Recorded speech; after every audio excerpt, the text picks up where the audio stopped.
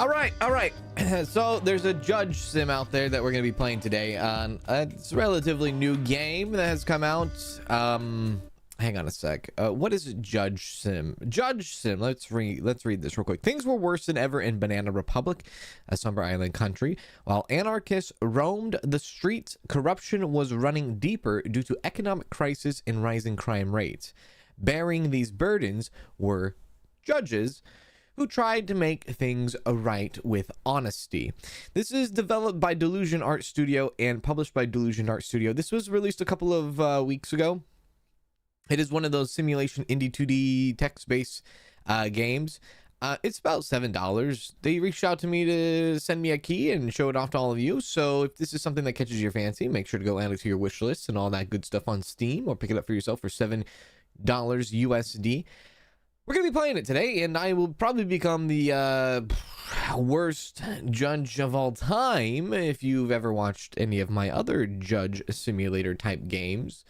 I know for a fact eventually there will be somebody who probably took criminal justice in high school who will be yelling at me that now works at Dollar General in the comment section later on this evening. Anyways, hello everybody. I hope you're all having a good day and hope you're all having a wonderful Thursday. And if you're not watching this on a Thursday, then hopefully you're having a wonderful day nonetheless.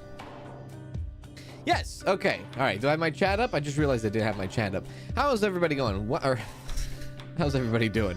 Hello, everyone. Good to see you. Good to see you.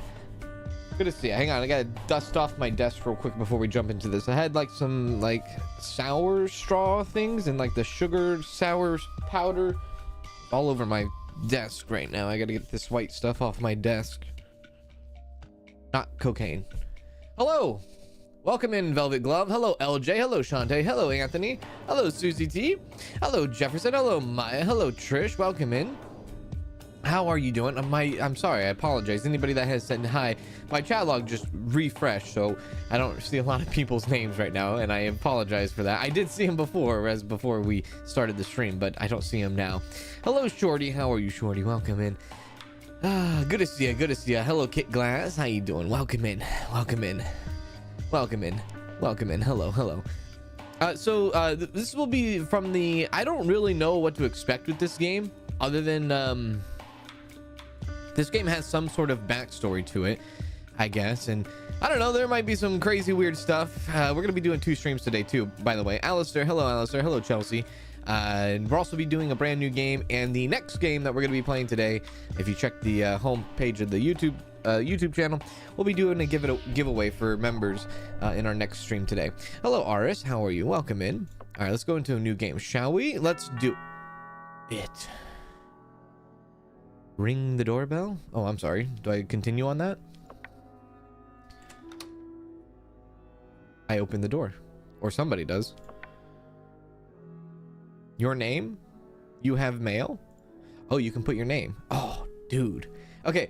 Can I go the honor? No. Judge Cans. This is ridiculous. How basic is that? You have mail, Judge Cans. Okay. I don't know, dude. Dear Judge Cans. It should have been your honorable. I should have probably done that, huh? You were appointed as a judge. No kidding.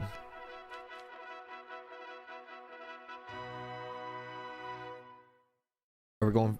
Yep, there's the horse race.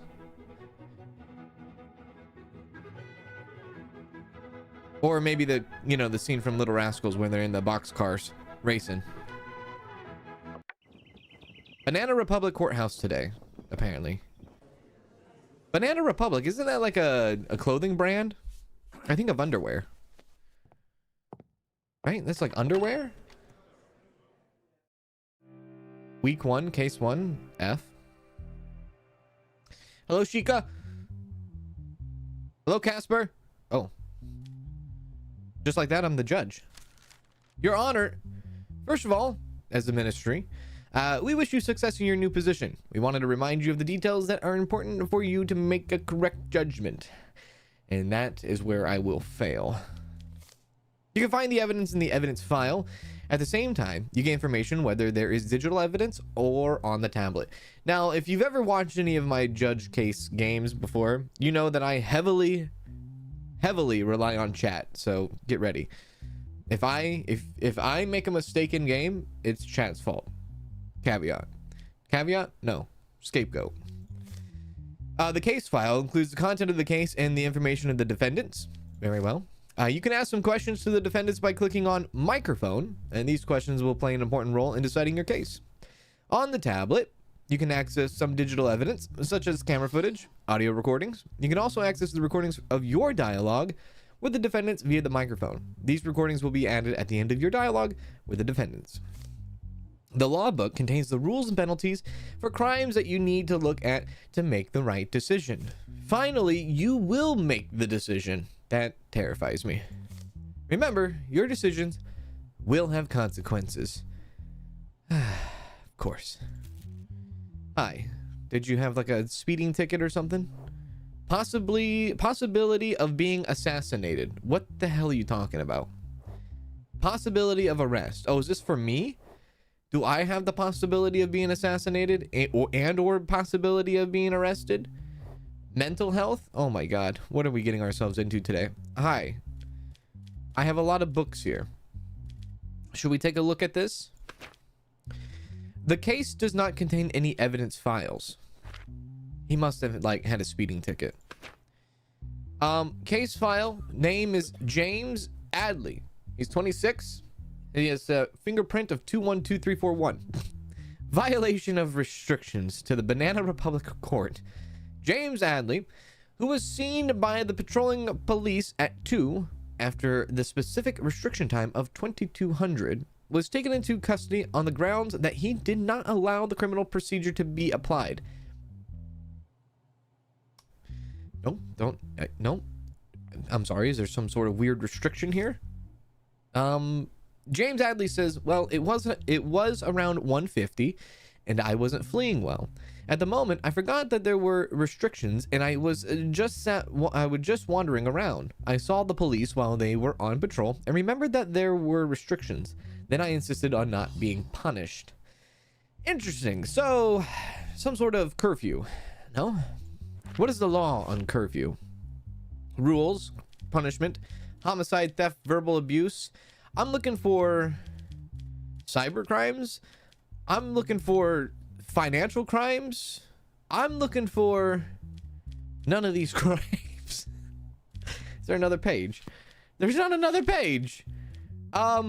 Traffic offense? What would this be under? Public prosecution? Crimes of instigation? No.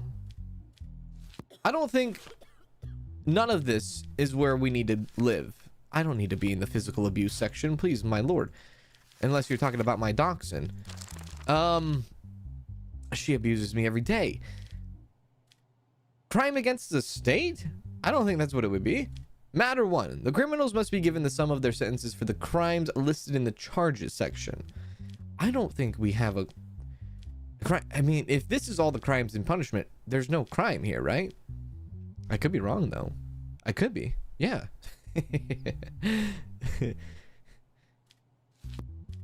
Let's see what this says. Digital evidence. Speaking recordings. Applications. The case does not have any digital evidence. I'm sorry. Is this us? Do we buy stuff? Email. No emails today either. Speaking recordings, none of that either. Okay. And we already looked at our letter, right? Yeah. Remember, your decision will have consequences. I mean, I don't know. I guess. Police? How can I help you? Request special guard? Offer a bribe? None of the above, please. Yeah, none of the above. Money? Okay. I think we just let him go. Right? This looks interesting. It does. It does. Yeah. Thank you very much, Chica, for the super chat. Hello, creatives. How are you? Welcome in. I guess I'm gonna give him something here. James Adly. Guilty? Not guilty. Determine punishment or release? I will release you for ridiculousness. Accept the decision. You have been released. Release possibility. If the sum of 2 dice is 12, you will fail. I have not failed. Well, that's great. Oh my God. Is that my wife? And my children and my cat? Hi, honey. I just released somebody.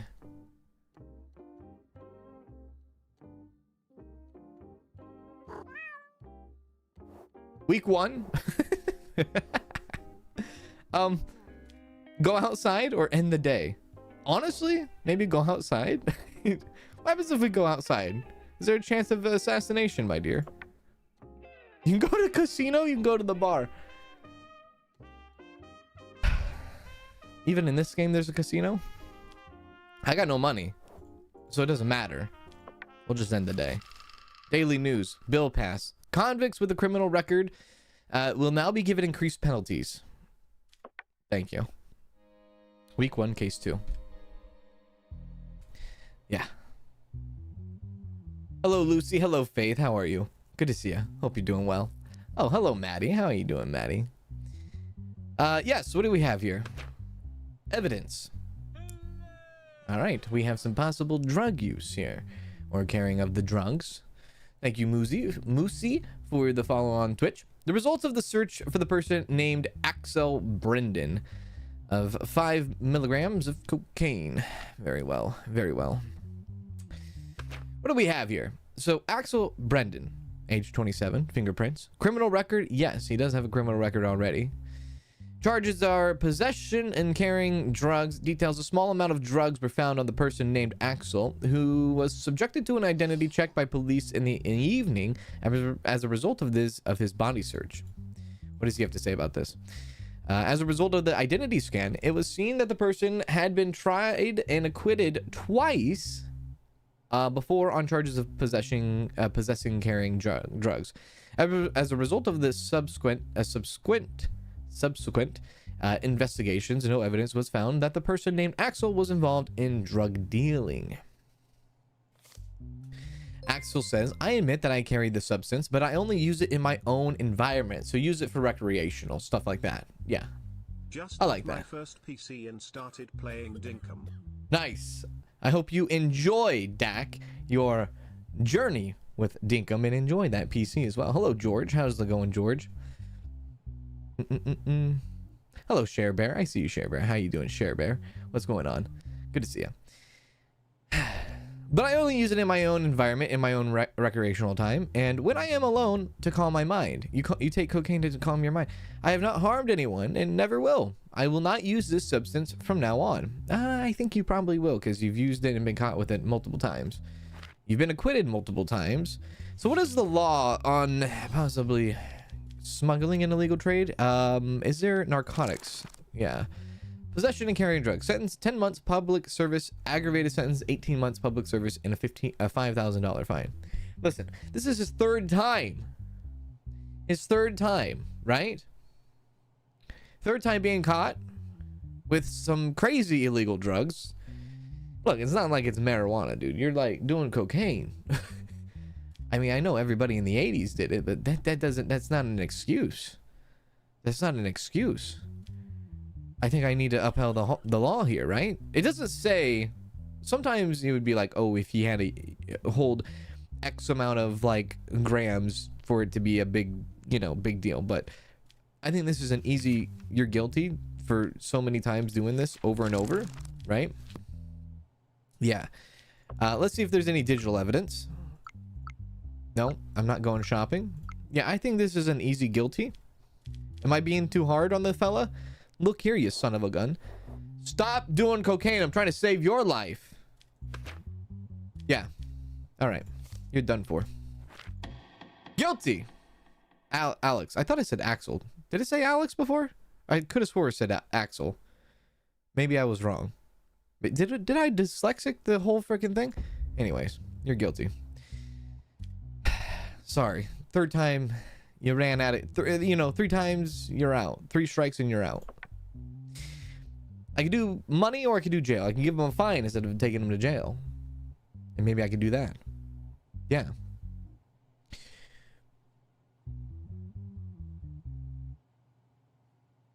No, he won't learn his lesson. Jail it is for... Shit. How many months was that? How many years? No. I don't want to do years.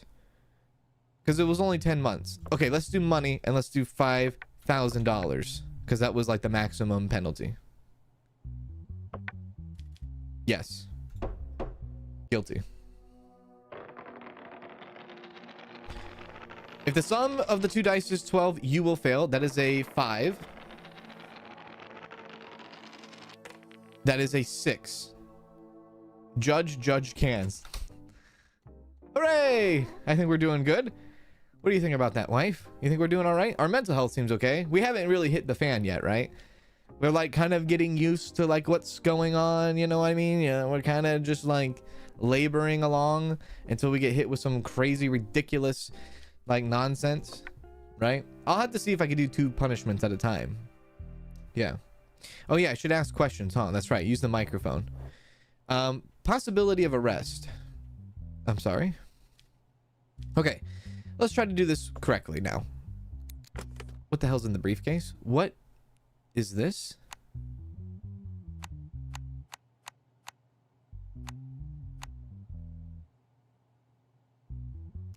I'm sorry, is this a bomb? Put that down. Jason Hamstred, 42 years old. Criminal record, no. Charges, assassination. Well, that escalated. During the night, Freddie Coles, CEO of Glennis was found dead in the trunk of his car during a routine patrol by the car park security. It has been determined that the CCTV camera covering the area where the incident took place was not working at the time of the incident. Security guard Jason, who was the only employee in the company at the time of the incident, became a suspect and was taken into custody by the police. So he's a security guard, yeah? Jason says, on the evening of the incident, only 3 hours had passed since I started working. While I was doing my routine hourly patrol, I saw Mr. Colse's vehicle, but the open trunk of the vehicle caught my attention. When I approached the vehicle, I saw Mr. Colse's lifeless body in the trunk. What caught my attention about the body was that it had a red rose on it. Afterwards, I immediately notified police. So police think he's the suspect, and they're charging him. That's wonderful police work. Jesus. Okay, right. Do I have any mail here? Oh my God. Your Honor, a lot of evidence is lost as a result of anarchist attack on our state.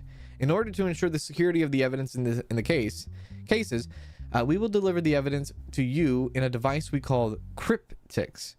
We designed the passwords on this device so that only you can solve them. And remember, if you try to open it 3 times before the green light turns on, the cryptics will destroy the evidence. The hell are you talking about? Okay, let's look at the digital evidence. There's CCTV, no? Surely there had been. Surely there has not been. Okay, let's get into the microphone. All right, let's question him. Okay.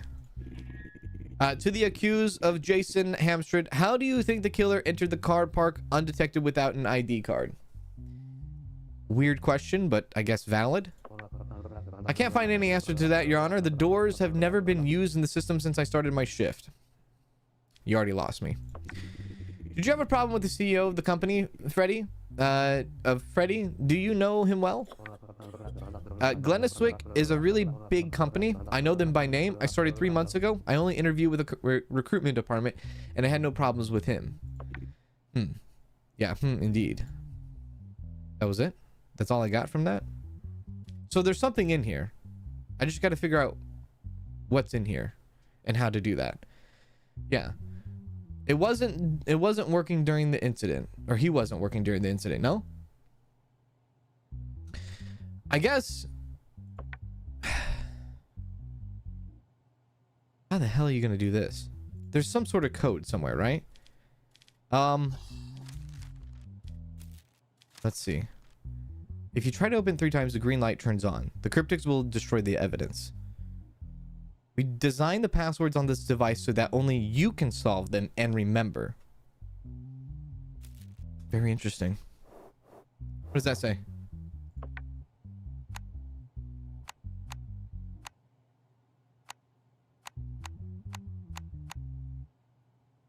I'll be honest with you.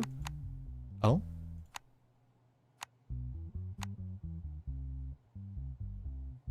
That's not green. No. Some sort of combination, yeah?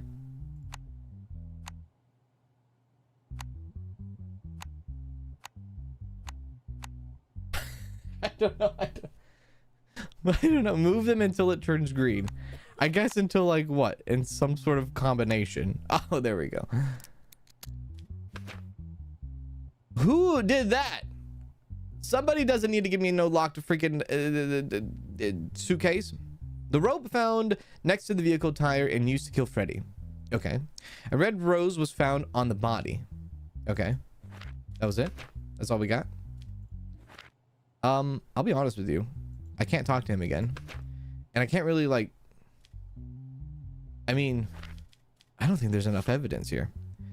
Right? There's no evidence here. I mean, other than he say, she say, right? There's no evidence here.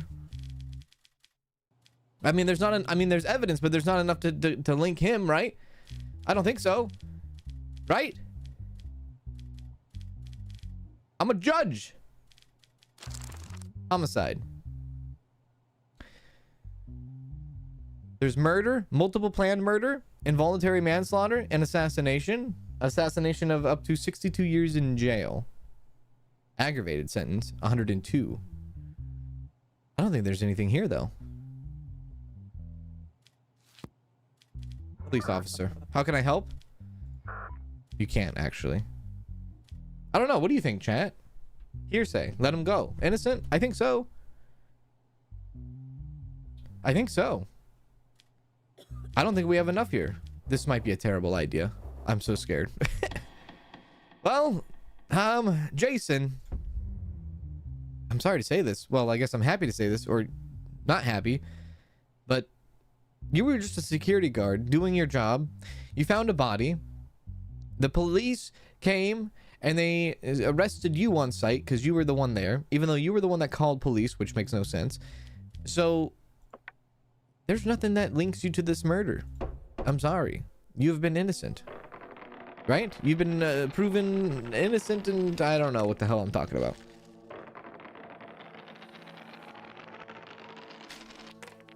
Yeah, there was no more questions we could have asked. No more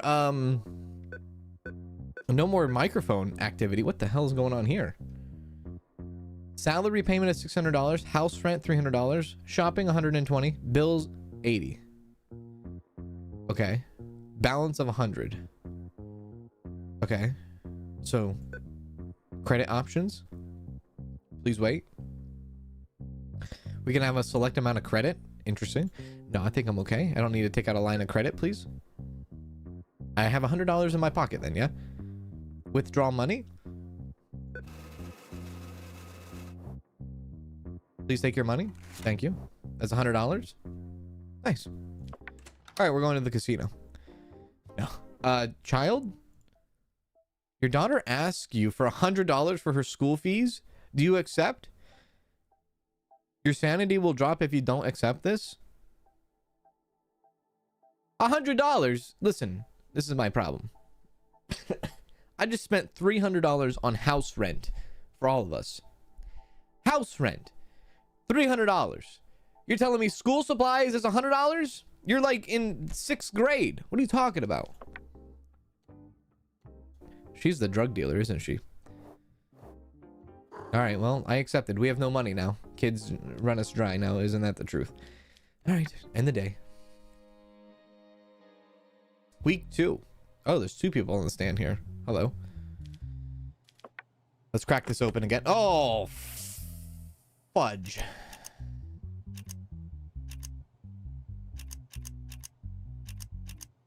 Hang on. Give me a moment.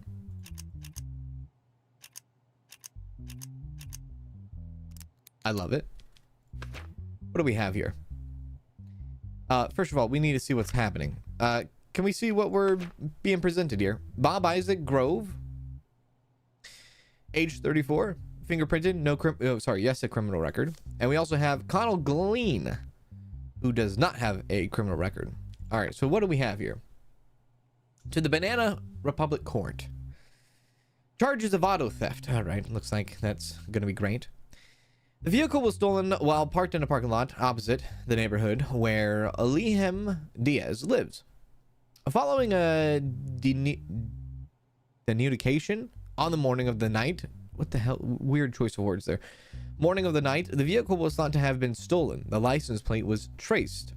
The vehicle was turned over the same morning, and as a result of the searches, a package containing cigar scissors was found in the vehicle. Apart from this, no additional findings were found.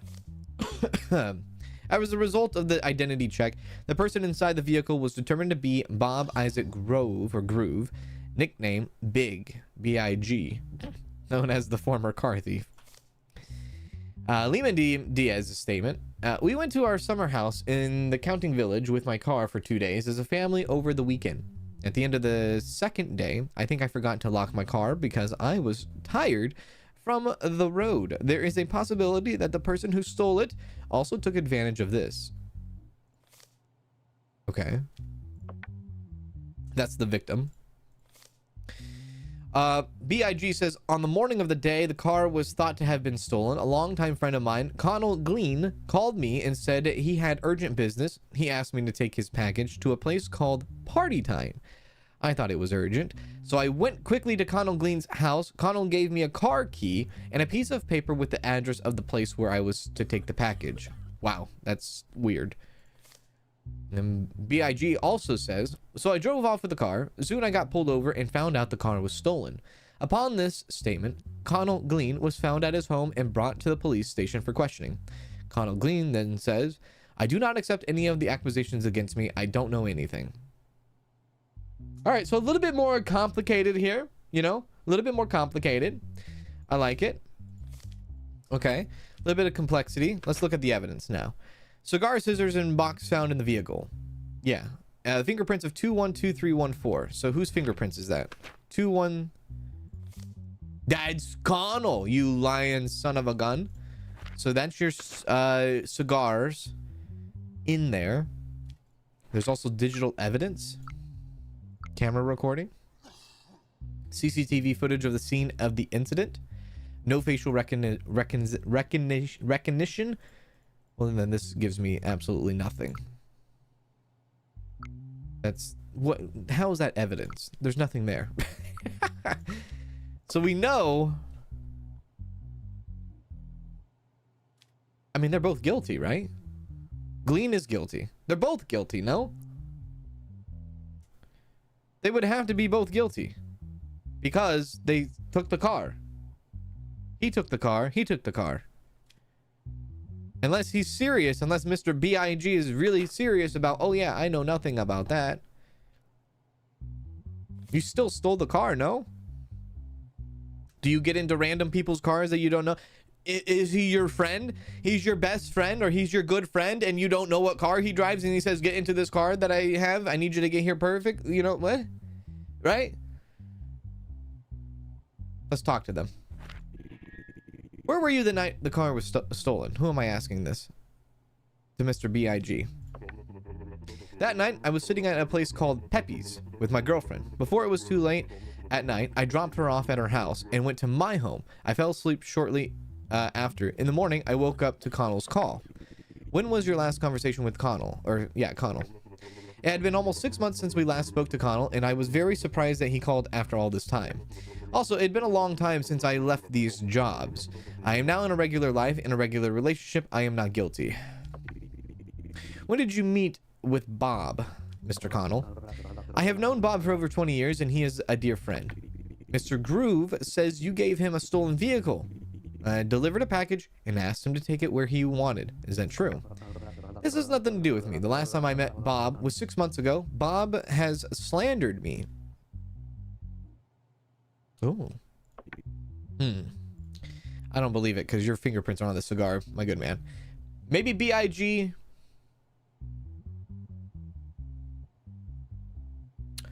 Innocent because this guy's pissed off. He set him up. It's a setup. It's a setup. What do we have for theft? Is it going to be theft? Theft. fraud, armed robbery, auto theft. Sentence of 2 years, aggravated sentence of 4 years, and a $2,000 fine. So we'll go auto theft. Actually, I don't even know. Yeah, this is auto theft. This is auto theft. Auto theft of 2 years, $2,000 fine. I think we're ready to make a judgment here. Connel Gleen. Weird ass name. You should be arrested for having that wide of a name. Let me look at you. I'm ready to go. Connel Gleen. You are found guilty. You will do jail time of 2 years. And you will pay $2,000 in restoration fees. You are guilty. Mr. B.I.G., you are innocent. I have found nothing for you. No. Bob is guilty. Bob is not guilty. I accept these decisions. Yeah, I like it. So far, we've succeeded on all of our roles. I approve. I love it. Judge can't. What a stressful day that was. How's your $100 school supplies, daughter? All right. Okay. Very well. I mean, do we get to like interact with her? You know, like. Anyways, it's been a long day is all I'm saying. Breaking news, state of emergency declared. Ay. Due to the recent increase in anarchist activity, the government has declared a state of emergency. For the Daily News. State of emergency declared. Due to the state of emergency, judges can now be appointed to all types of cases. The hell does that mean? Well, I guess, wait, what? I mean, there's judges that do certain cases, correct? But I was under the impression we did all of them. All right.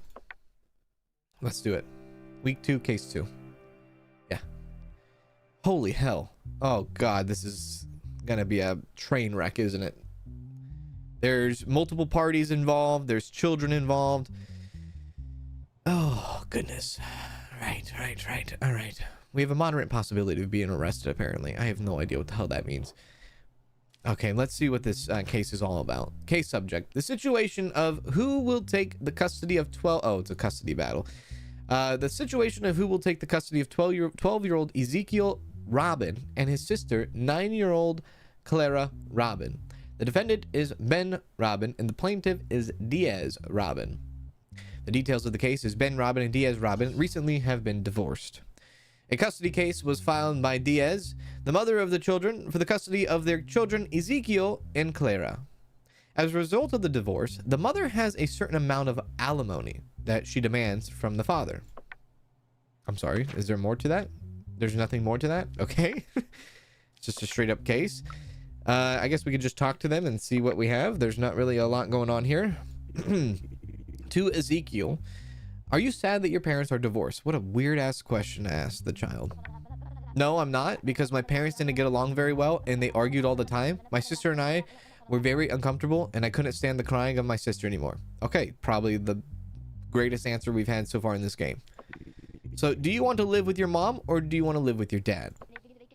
What is important to me is my sister. I certainly don't want to leave her, but the best thing for her would be to live with my mother. Okay. Who would you prefer? My mother is more important to me. I think being with my mother will be better for me and my mother.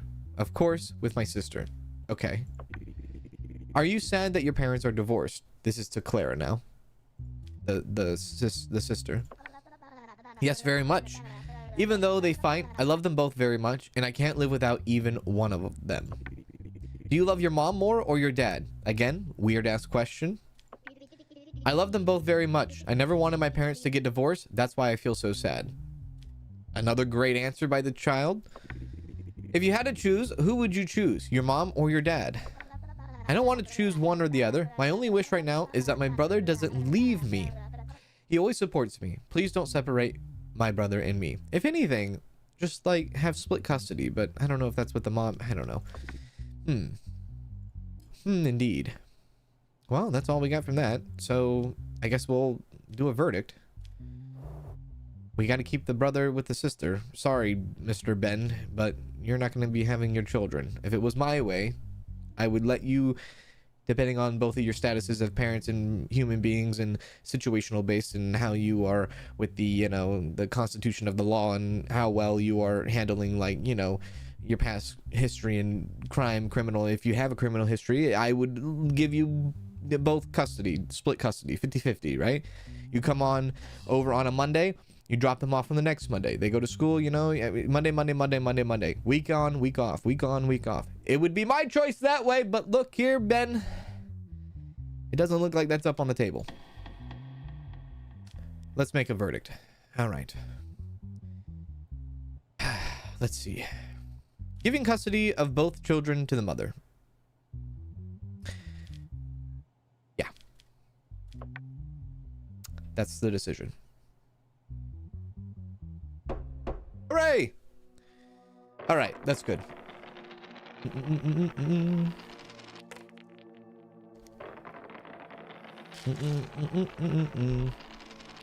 Okay, we succeeded. Hooray! That was the simple day in the life of judging. Hope you all family are doing well. I have not been paid yet. I guess I'll get paid soon. Do I get to click on the calendar? I don't. All right, well, goodbye. Time to go to the next day. All right, let's see what we have here. Oh, shady looking guy. Shady indeed. What's the case here? James Redlow, 51. Criminal record? He does have one. Assassination. Another assassination. Details. In the morning, a person named Amanda, who was jogging in a forested area near the highway, came across the lifeless body of a person named Francis while jogging. It has been determined that the CCTV camera covering the area where the incident took place was not working at the time of the incident. Doesn't that always happen? It always happens. It's like the CCTV doesn't work, or because we live in 2024, nobody has a cell phone to record this incredible, like, act of violence. Not this in particular. I'm just talking about in real life, right? Yeah. According to the autopsy report, it was understood that he died as a result of prolonged asphyxiation, choking, right? Without any signs of impact of his body. According to the allegations, the last person the deceased was in contact with was James Redlow, a member of the board of directors at Karen and Wells. So this guy was the last person. James' statement says, that night we left the company together. We went to the bar called Lou's Drop with his vehicle. After staying there for about an hour, he dropped me off at my home. I don't know what he did after that or where he went. Francis and I were good friends. While sitting at the bar, I saw him troubled, but no matter how much I insisted, he did not say anything. He just said that there was something wrong in his life these days, and no matter what he did, he couldn't change things. That's all I can say. I am so sorry for the loss of a close friend. The witness, I guess you could say, the person that found the body, right? Amanda.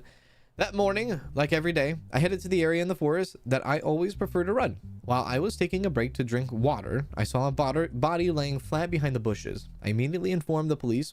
All I remember is that the person lying on the ground was wearing a suit and had a red rose on him. It's another red rose assassination. So somebody's out there doing some shady stuff with a freaking red rose. Let's crack this bad boy open. What the hell is this? Okay. Right. Incorrect.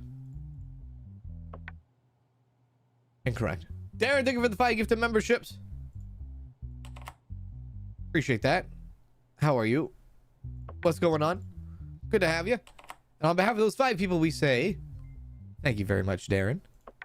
Thank you very much indeed. Okay, how do I know? Oh, I see. Never mind. I see it. I see the vision. I see the freaking vision.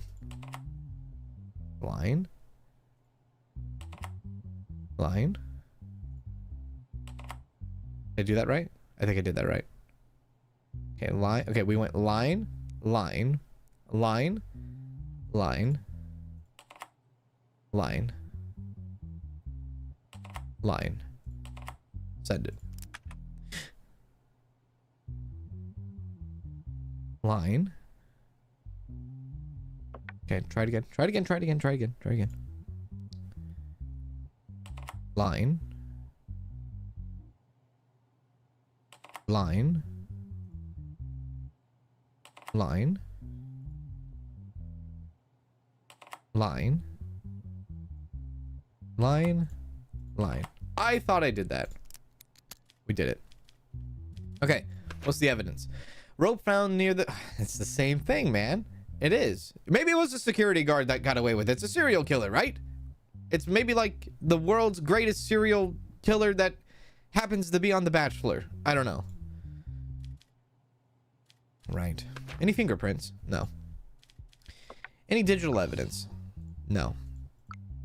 Any speaking recordings? No. Let's ask some questions. How long is your friendship with Francis? We've been working in the same company for about 4 years, but we have a close friendship for the last 2 years. Was there anyone in the company who did not like Francis or had threatened him recently? No, as far as I know, there is no such person. In fact, he was the CEO of our company, and he was well liked by every member of our board team. Did you of 10 go to the bar in question with him? Oh, sorry. Did you often? Weird text space there. Did you often go to the bar in question with him? Yes, we used to go at least twice a week and vent to each other. Interesting. Honestly, he's innocent. He's innocent. I got nothing. I got nothing. I got nothing. The serial killer is going after all the CEOs. This is anarchy at its best. Right? I got nothing. Unless I wrongfully guilt him. Ah. Oh no. As the result of the decision you made the case, we decided to raise your salary. This week you will earn $700. We must be doing a good job, no? We got a pay raise. We got a pay raise.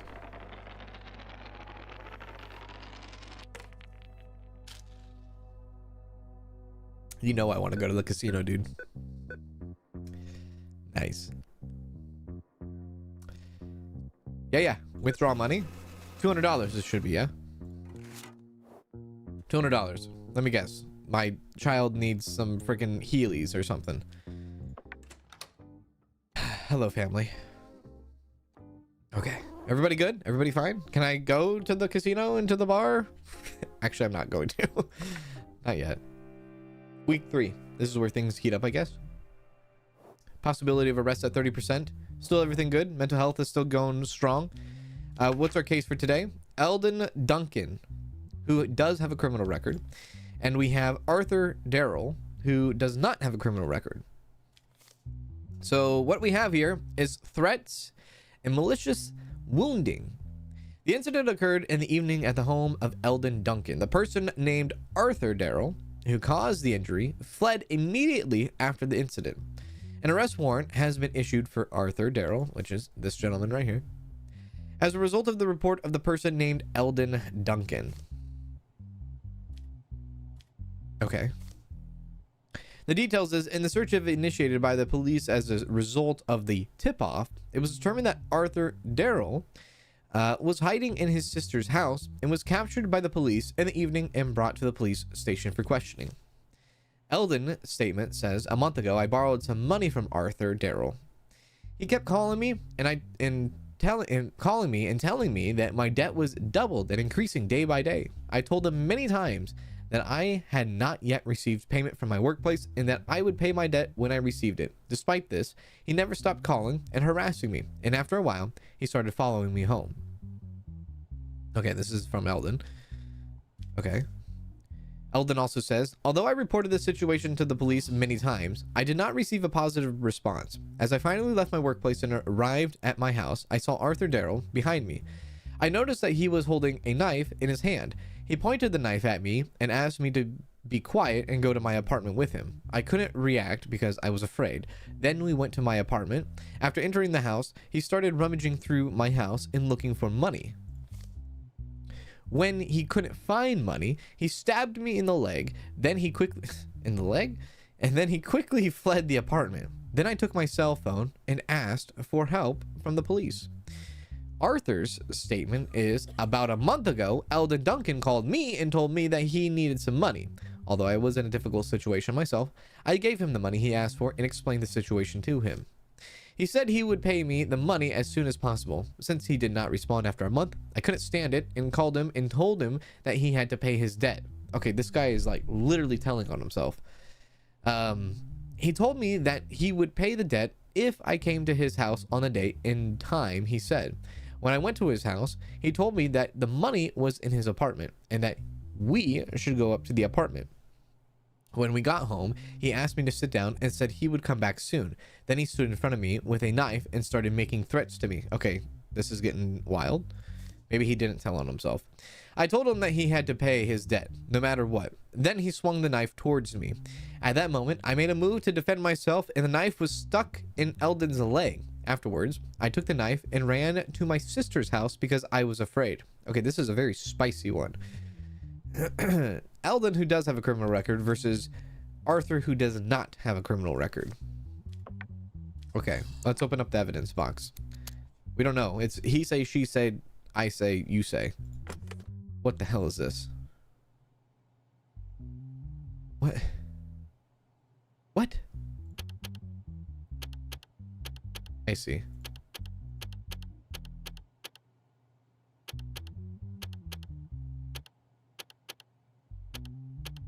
Okay. This will be a sec. This will be a sec.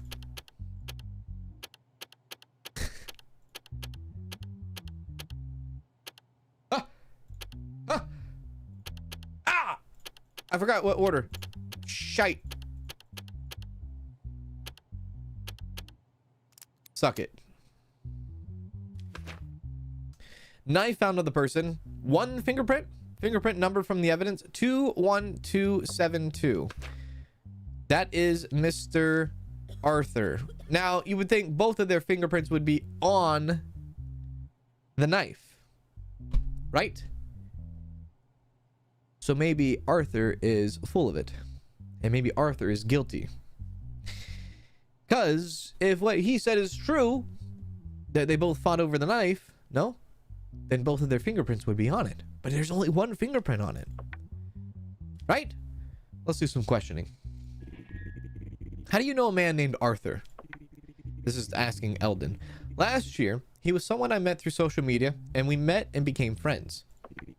In which hand was Arthur Darrell holding the knife when he stabbed you? He was holding the knife with in his left hand. And when he stabbed me with his left hand, I'm sure of it. Okay. How many times a week did Arthur call you? He was calling and harassing me every day of the week. Okay, we'll check the statement on that. And did you call and harass Eldon Duncan between the day you lent him money and the day of the incident? This is to Arthur now? No, I didn't, Your Honor.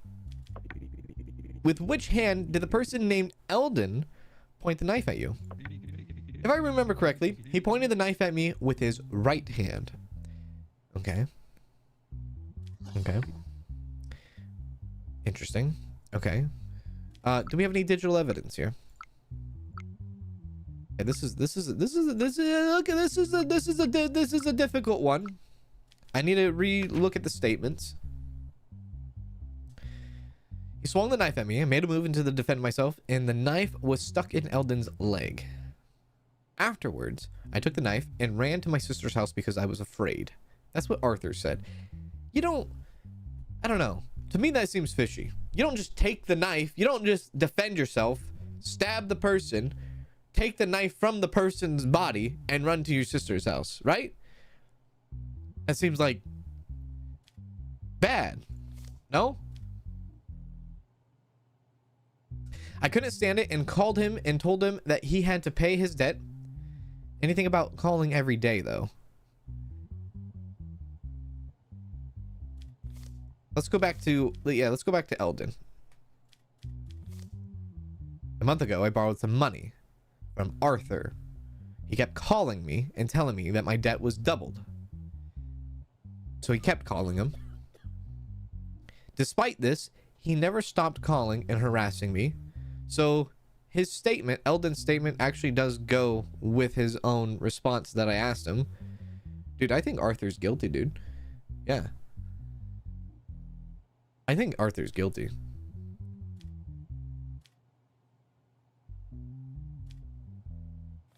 So that matches up. I don't know. There's something to be said about left hand, right hand, left hand, right hand. Although I reported the situation to the police many times, I did not receive. Left my workplace and arrived. I saw Arthur behind me. I noticed that he was holding a knife in his hand. Doesn't say which hand.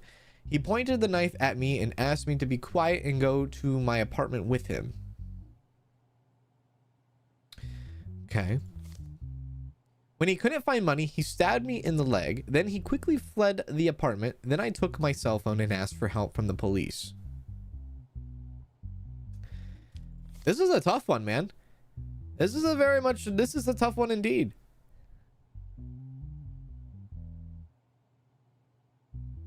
He stood in front of me with a knife and started making threats to me, is what Arthur says. I made a move to defend myself and the knife was stuck in Eldon's leg. Afterwards, I took the knife and ran to my sister's house. Nobody takes the knife and runs back home. That's what's weird to me.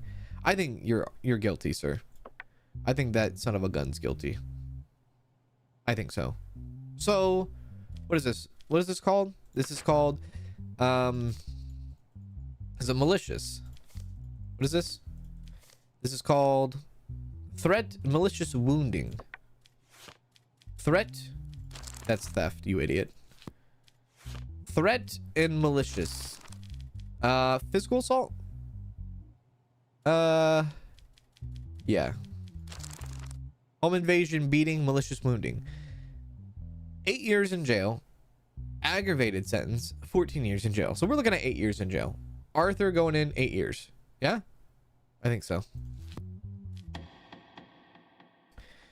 In the case of go F yourself, Arthur, you are found guilty and you will spend 8 years in jail. In the case of also go F yourself, Eldon, you are found not guilty. And I hope I made the right decision. Oh, man. Success.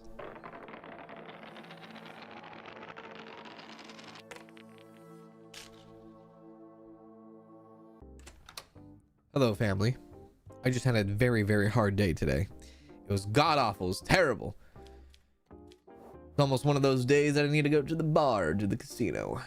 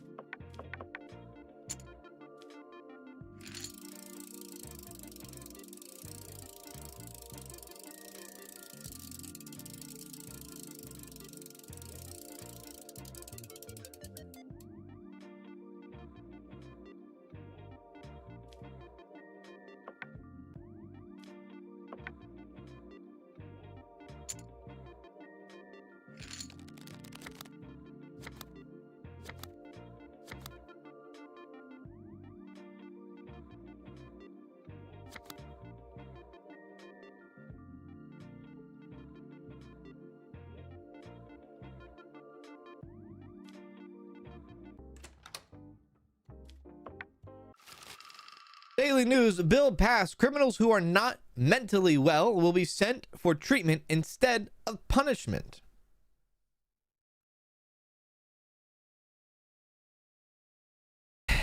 Right. Right. Here we go. Hello, sir. How are you? I just lost $100 at the casino. Your name is... What the hell is your name? Hawertz Roast. I beg your pardon? You do have a criminal record. Or, sorry, you don't have a criminal record, but you do have mental health problems.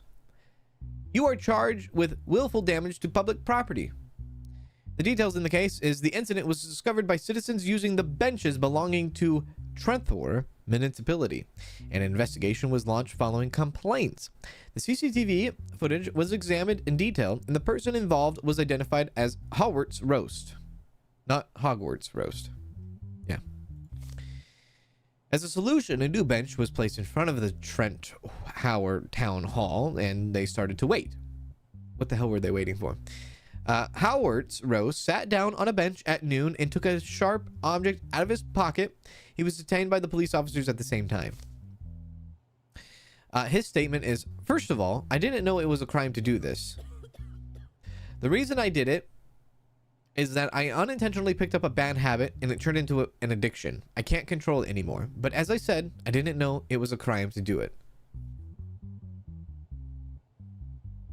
Okay, you have self-awareness of an addiction, but you don't know that it's bad to vandalize. Is that what you're telling me? You're telling me that you don't know that you're not allowed to break people's stuff. Right. Okay, let's look at the evidence here. Oh, I love this one. This is a good puzzle. There we go. Love it. What do we have? The bench is damaged by the defendant. Sharp objects were found on him. Yeah, all right. So you don't know. So you know you have a addiction, but you don't know that this is bad. Okay. Let's ask questions.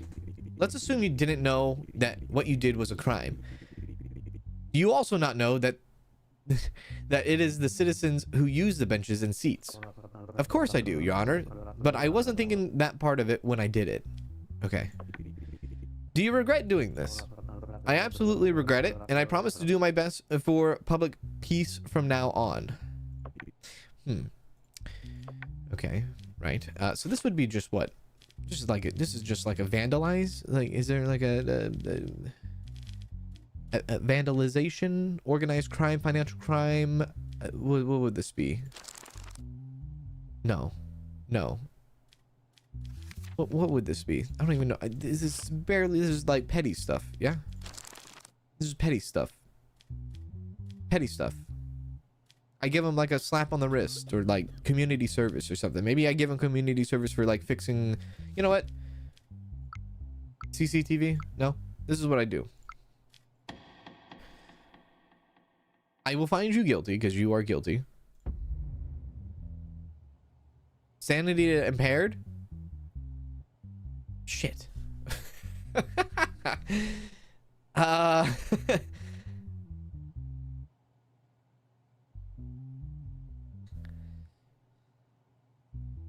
mean, holy shit. I was gonna say like do community service and like maybe go back and like fix the bench, but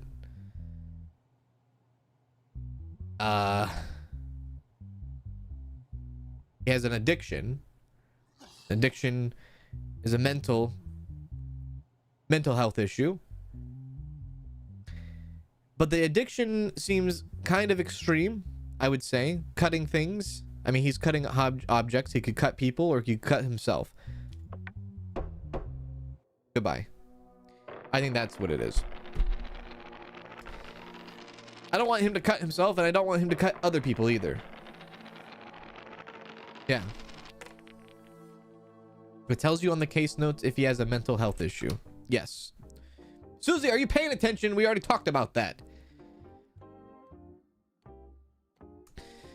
I say that, but mental health issues can be a very big spectrum, right? It can be a massive spectrum, huge spectrum.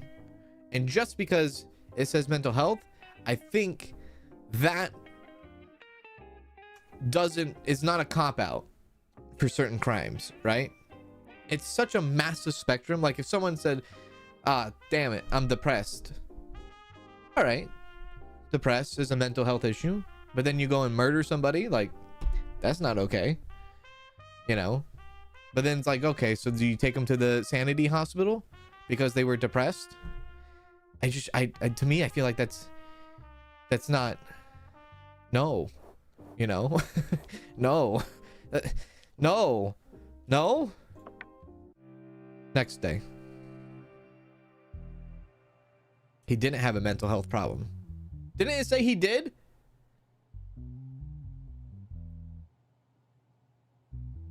I thought he did. No, I thought it said it did too. I don't think Susie's paying attention. Positive means that he is okay. Negative means that he has a problem. What? No. Positive means green light, mental health. Negative means no, he's fine. Right? Am I reading this wrong?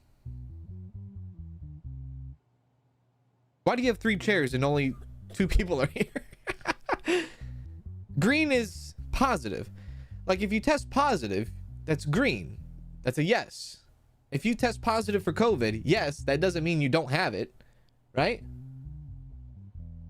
You test negative for COVID, that means you don't have it. You do have it. What in the hell is going on in chat? Anyways, we have a new one going on. This has to do with, I guess, a music company. This looks like a big time, what is it? A big time, like massive, some sort of civil suit possibly here. Case subject. Trenks, a music production company, claims that The Wall, a music production company. All guilty. Cancel facepalm. I think you're guilty. I think you're guilty. Yeah. That's who's guilty. You're guilty. Yeah. Janelle Bean, thank you for the 5 gifted memberships. Holy crap. Thank you also on behalf of those 5 gifted memberships. On behalf of those 5 people, we say thank you very much, Janelle Bean. Hello. Yeah, if you test positive for something, it means you have it. It's really that simple. That's what I'm saying. Yeah, the game would be really weird if it was the other way around. A music production company claims that The Wall, a music production company, is using the structure of a track that belongs to them and violating their copyrights. Oh, Jesus, here we go. Copyrights. Defendant, The Wall Music Production Company. Plaintiff, Trenks Music Production Company. There is one digital evidence for this case. The Trenex Music Company has released a new track in recent weeks. 3 days after the track was released, the music company, The Wall, released a track of its own. 3 days after the track was released, the music company, The Wall, released a track of its own. Okay. In response, the music company Trenks argued that its copyrights had been infringed and that it should be paid $10 million in damages, citing the track's infrastructure as evidence. The lawyer of the Trenks Music Production Company, this is their statement. They say, we spent a lot of time working on the track and we were very happy that we finally finished it. But a few days later, we realized that the track released by the music company The Wall used the exact same infrastructure that we used. Our problem here is not that they did this, but that they did it without permission. We decided to file a lawsuit for compensation, which we hope to get. We request that the appropriate action be taken. What was his name? Oh God, what was his name? The white guy. I know that's very vague. The guy, Marvin Gaye,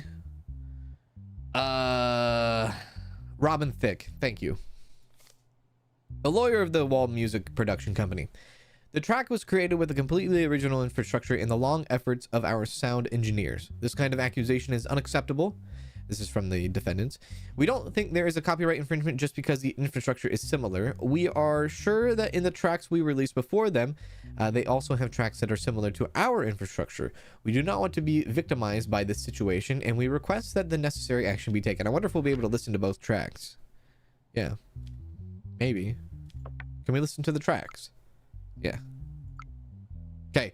Music released by Trunks. So this is the plaintiff.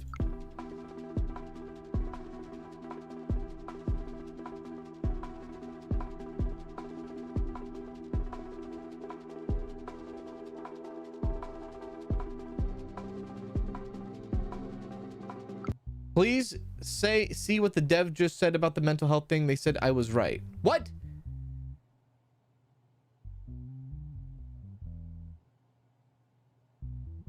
His mental health test came back positive, so he's good? It's the other way around? Where's the dev? Where's the dev? I don't see the dev. Let me see the dev's chat. Let me see the dev's chat. Where's the dev's chat?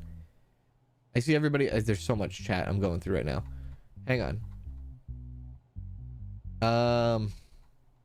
Where's the dev's chat? Where's the dev's chat? I don't see it.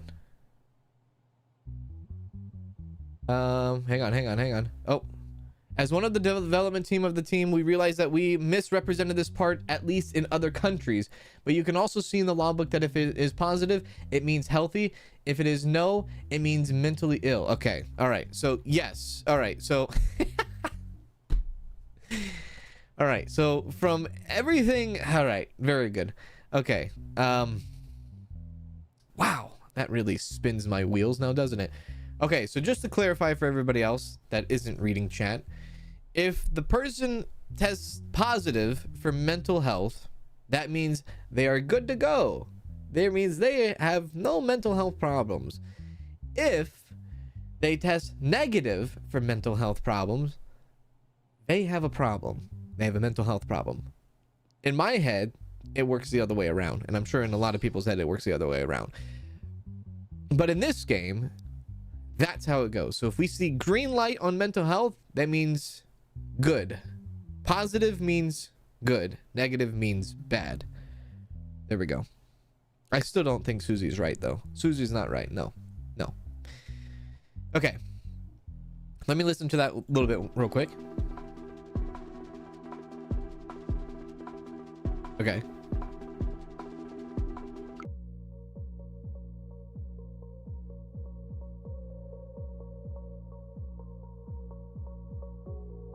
I don't think they sound the same.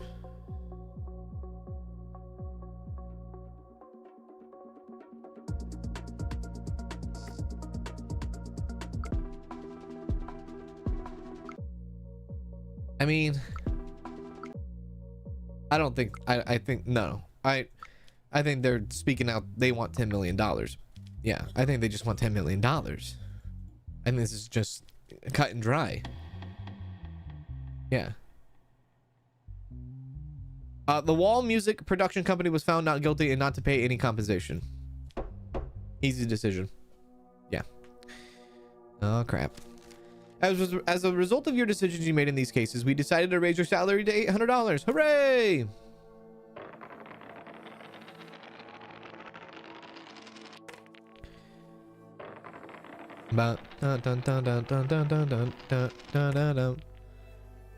I got that stuck in my head. I don't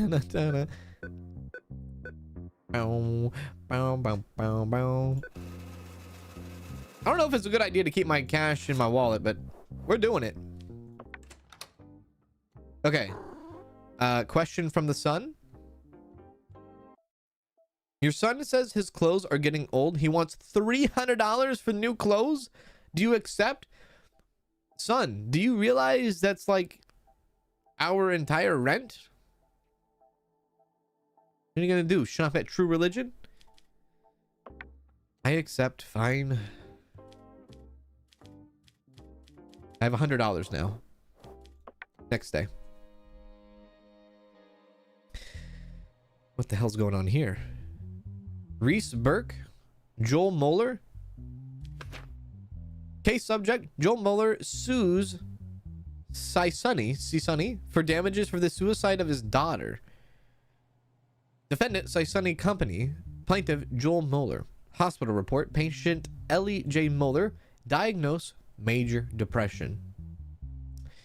Joel Möhler alleged that his 15-year-old daughter, Ellie, had played the game Last of Me 2, oh Jesus, owned by Sony, and that sometime after playing the game, she suffered from depression and subsequently committed suicide.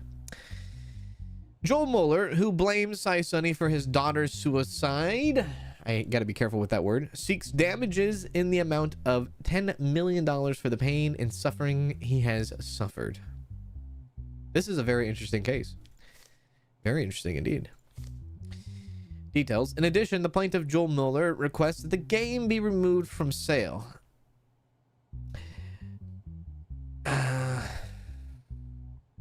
Reese Burke, one of the company's lawyers, is representing Sony in the case. Joel Möhler. After playing this game, my daughter shut herself in her room. She never spoke to us. She hardly ate or slept. She was exhibiting behaviors she would never normally do.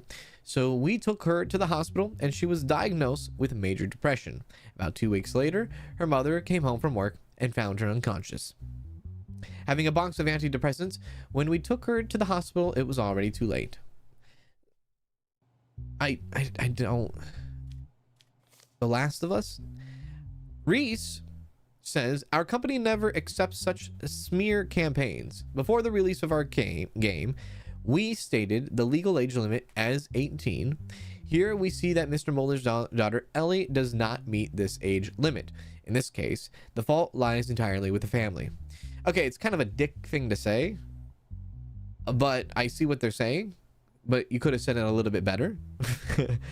I don't know how it is in other countries and things like that, but at least in the United States, I think rated M games, I think, are 17 and up games. I don't think you have to be 18 for the age limit. I think it's 17 plus, but that could be different in other countries and things like that with ratings and whatnot. I think, I mean, look, I don't think it's the video game's fault this happened. And I'm not being biased because I'm a streamer and I play video games, but it's a dick thing to say. Reese, have some compassion. But I mean, there was more to it. There's more to just then playing a video game, right? Obviously. Let's ask some questions, shall we? To Joel Möhler. Mr. Möhler, your daughter does not meet the legal age limit for the game. Do you think you are at fault in this matter? I don't think they're at fault, but I also don't think, like, this is the cause of death here, folks. Your Honor, my daughter borrowed the first game of the series from her friends and played it. When the second game came out, she practically begged me to buy it. No excuse. As a father, I couldn't break my daughter's heart. The game must be removed so that others don't have to go through what I went through. Okay, so if this was 1982 and your daughter came to you begging you to buy her alcohol for her party coming up, would you do it? For a high school party? No. Doesn't matter. You break her heart. You say, no, that's not how we do things around here. Unless, of course, you live in Europe. That's a totally different story. But, yeah, all right. Mr. Burke, what is your defense in this matter? Your Honor, our game has sold a lot of copies around the world, and we've never had an incident like this before. The reason why this happened is because the family acted unconsciously. Okay, can we pump the brakes here, Reese? Again, kind of being a dick. Moreover, there is no evidence that it was our game that caused her daughter's illness. We think they are using us to cover up their family problems. Again, let's pump the brakes. There's better ways to say this, but I kind of agree. Yeah. I mean, I think it's cut and dry. I think it is. What is this shopping thing? Can I actually buy stuff? There is no guarantee of attracting your cat's attention. Can I actually buy that? Oh my god, I bought that. What have I done? Oh no, dude. All right, well, we're gonna make a decision. Let's see. Compensation of $10 million and the removal of the game. No compensation for the family and removal of the game from sale. The rejection of the family's compensation claim and the game remaining on sale. Yeah. That's your decision. Yeah. Sorry. Can't do that. Still think the Sony guy could have had better mouth than he had. Oh, look, there's a cat toy right there. Cool. So it's in our house now. Hooray. Nice. Oh, there's the cat. That's right. We have a cat. Hi, cat. I'm trying to click all over her. Maybe I'll get to interact with her someday. Breaking news. Big operation to cartel. Members of the Sicilia cartel were caught smuggling drugs across the border. Okay. Yeah. What do we have here? There's a lot going on here. There's a letter. We're offering you $500 to release Jeremy Alder and Mike Byrne. This money will make your job easier, and we will ensure that you are not affected by the decision you make.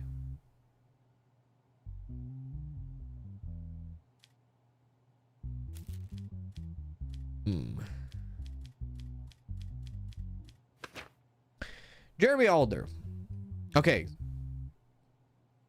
Read this correctly. Mental health test positive. That means he's okay. Criminal record, yes. Okay. Right. Remember. Jeremy Alder, and Mike Byrne, who are both have criminal records, who both test positive, who both are probably going to be guilty, but we are being bribed at the moment. Drug trafficking, taking part in organization criminal details. Details is the pickup truck in which Jeremy and Mike were traveling was stopped during a police stop. As a result of the searches, a large number of drugs and weapons were seized from the vehicle and used by Jeremy and Mike. As a result of the identity check investigation, it was understood that Jeremy and Mike were members of the Sicilia cartel. I don't deny that we were transporting drugs. It was our duty to get them across the border. But in the course of that duty, the mafia, in collaboration with our cartel, apparently sold us out. If we are going to go to jail, we will reveal their identities one by one. Okay, great. Let's do it. It was at least 5 times bigger than our previous deliveries. The risk was as great as the return, but the mafia executives who had made a deal with our cartel told us that they would eliminate the risk, that they were cooperating with the police, and that the shipment would be successful. All they wanted was the necessary share of these shipments, but now I realized that they were working behind our backs. Well, this is going to be probably like cut and dry too. Yeah.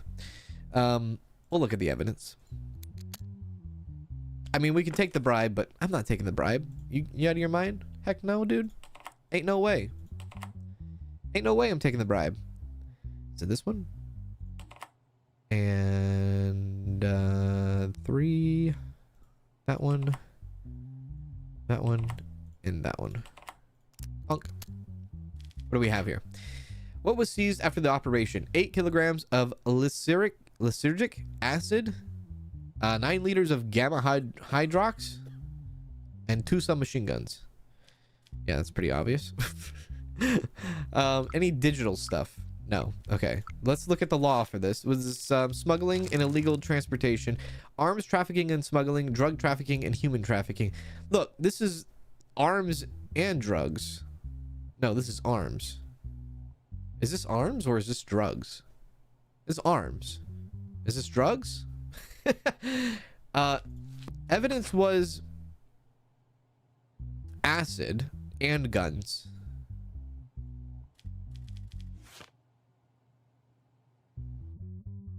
Drug trafficking and arms trafficking. I don't know which one I should do. They said they were transporting drugs. That's so true. They did, didn't they? Yeah.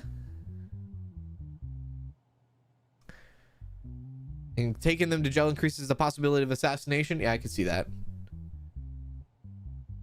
I guess do them with the drugs? Possibly.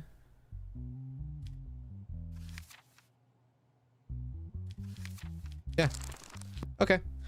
Cool. We'll ask some questions, I guess.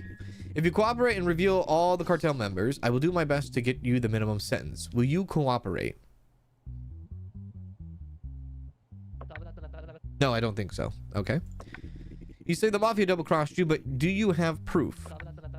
No, I don't have any evidence to offer at the moment. But soon, our cartel will sort it out. If you expose the names of the mafia members, who you think double-crossed you in court? Right after you? What the hell did I just say? You can be sure that I will punish them too. Are we going to help each other on this? We don't trust your judgment or your help. We don't need anyone. Okay. All right, well, I guess you're just going to be effed up then. I'm going to take you out. You don't want to cooperate? Then I'm going to hit you with a 16 years, 250. Both of you. Suck on that. Yeah. Wait, how much was it? 16 years. That's right. Guilty. To $250,000 for 16 years. That's it. Get smoked. You're also the same, dude. Double smoked. How you like that?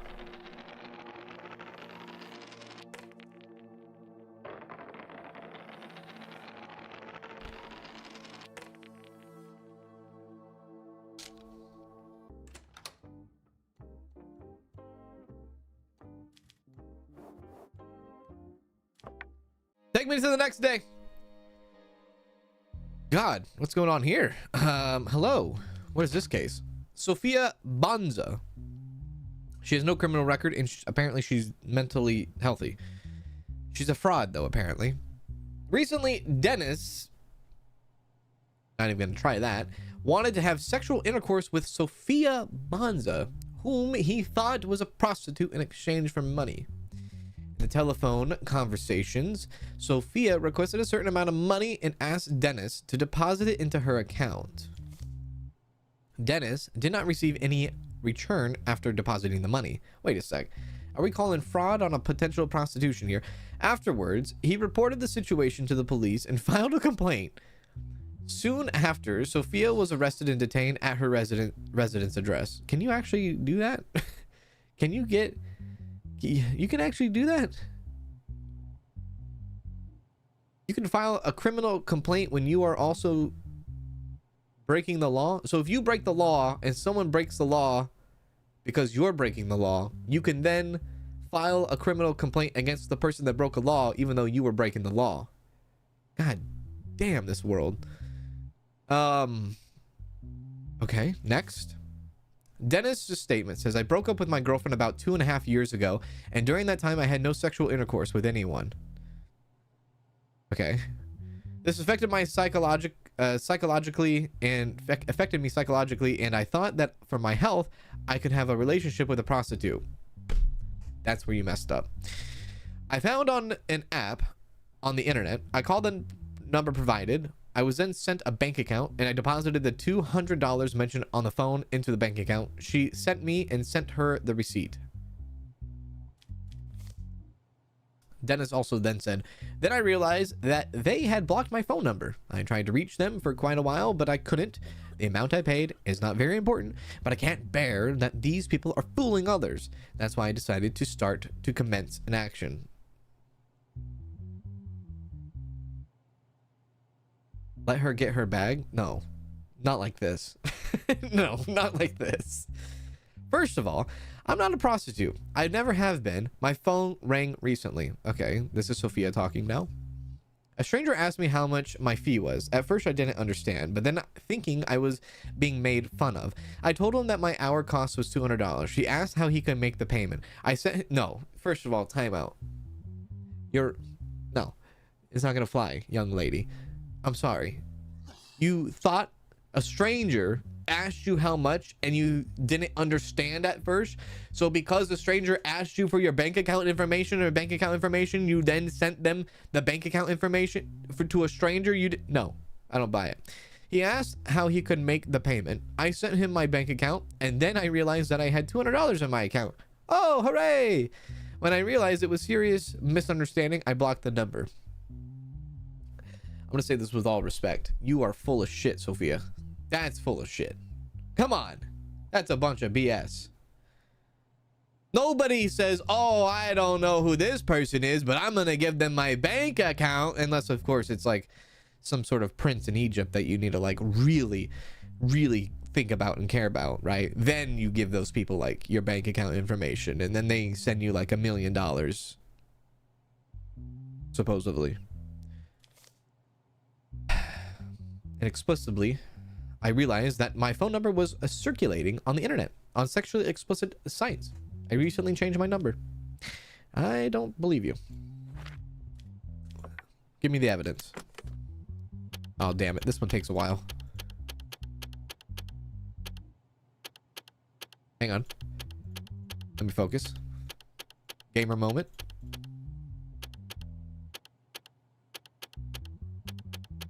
Gamer moment. You son of a gun. Okay. Okay.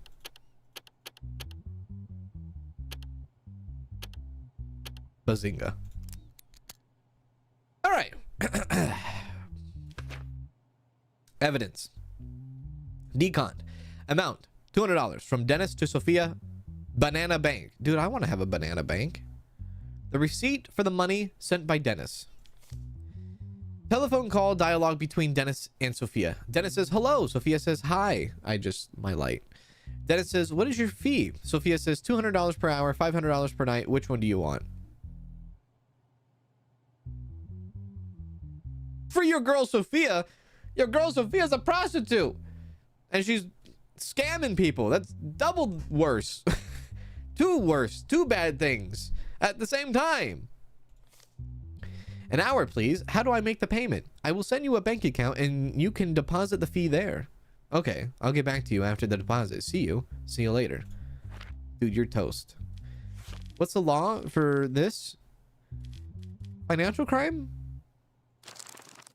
Bid rigging, money laundering, match fixing, tax evasion. None of the above. Theft? No.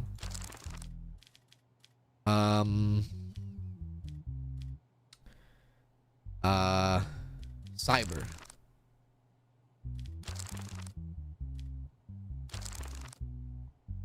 Organizing prostitution activities. No. Take part. No. Organized crime. That probably was the last one, huh? The whole drugs and guns things. Theft?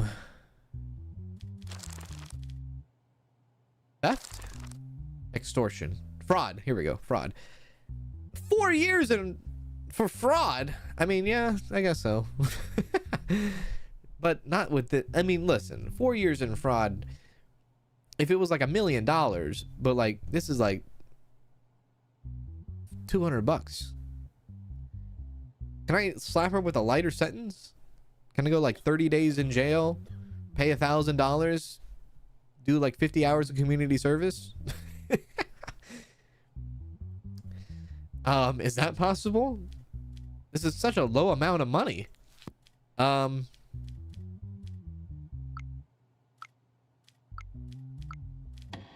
you're guilty. You're guilty, but like maybe 4 years. I don't know, man. I don't know. I guess it depends. It depends.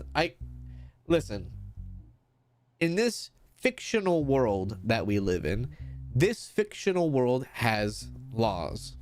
This fictional world has rules. This is not real life. This is not, you know, where I live. So in this fictional world, you are going to jail for 4 years for fraud. As a result of the decisions you made in the case, we decided to raise your salary. Good job. Here's $900 per week. Thank you. There you go. There you go. Just make her pay $200? You know how ridiculous that would be? Make her pay $200. Ah!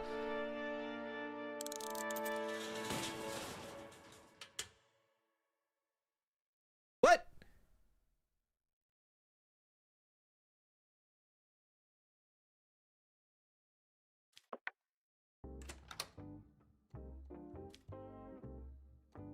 I wasn't ready for that.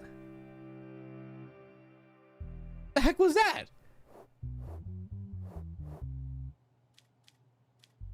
We already know your case, lady.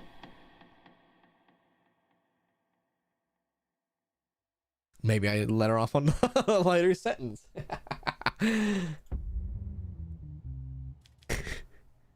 Let's try that again, shall we?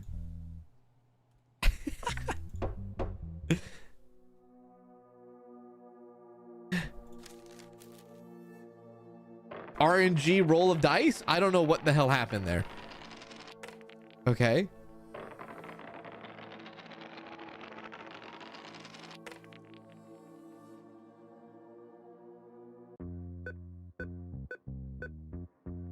Thank you. Appreciate it. $450 we have now. Lord. We're gonna have to start making some... Okay, listen. I don't know what brings down our arrest as a judge. And maybe that is breaking the rules eventually. What was the other thing that we could do? Go to the bar? At this point, we should. Oh, mental health, and mental health. No, thank you. I'm good. Thanks. To the next case? Yeah.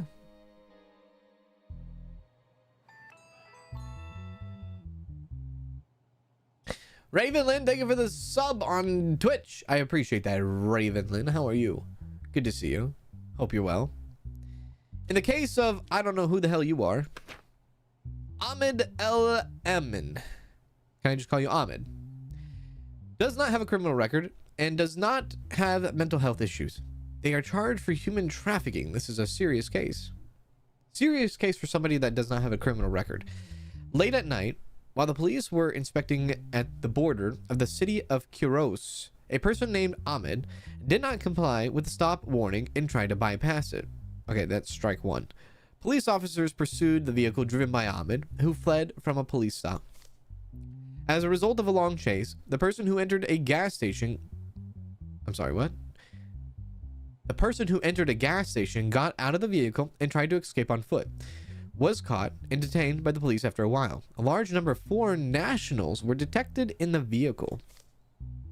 Ahmed's statement is, I am aware that it is dangerous and forbidden for me to do this work, but I was unemployed and penniless for a very long time, so I had to do it. The work in the process was very difficult for me, and I was so nervous that when I saw the police officers, I panicked and tried to run away. It was all to show my family that I could earn some money or jail time. I am aware of my guilt. I accept it, and I am very sorry. Well, I mean, this seems pretty straightforward. Our possible arrest, though, is incredible. And assassination, apparently. There is no evidence. Is there digital evidence? There is. Facial recognition of Ahmed in the van. Traffic of carrying illegal migrants. Should I go shopping? Not at a time like this. Okay, let's ask some questions. Did your family know about your actions and job due to financial constraints and embarrassment? What the hell did I just say? No, Your Honor, I haven't been doing this for a long time. I needed money urgently, and I wanted to do this because it was fast money business. Well, I mean, there's like other options. Why didn't you want to, or couldn't get a regular job? I tried, but the conditions of the jobs I worked were very difficult, and employers usually did not hire me because I was inexperienced, so I felt I had to prove myself to my family. Really? Every job out there? And who offered you this job? After hearing from a friend about the opportunity for quick earnings, I independently researched and began transporting migrants by car. What is this human trafficking? This would be smuggling. 8 years in jail. Well, he accepts the punishment. That's all I can really say. Offer a bribe. What would be offering a bribe? I guess offer a bribe means bring down the possibility of arrest. Let's try it. Yeah, it brings down the arrest. 750 will be enough for this. Oh, you son of a gun. Okay, I see. Ahmed, you're guilty. You already know. What was it? What was it? 8 years? I think it was 8 years, right? 8 years? Was it 8 years? Does anybody remember? I kind of already forgot. I got distracted.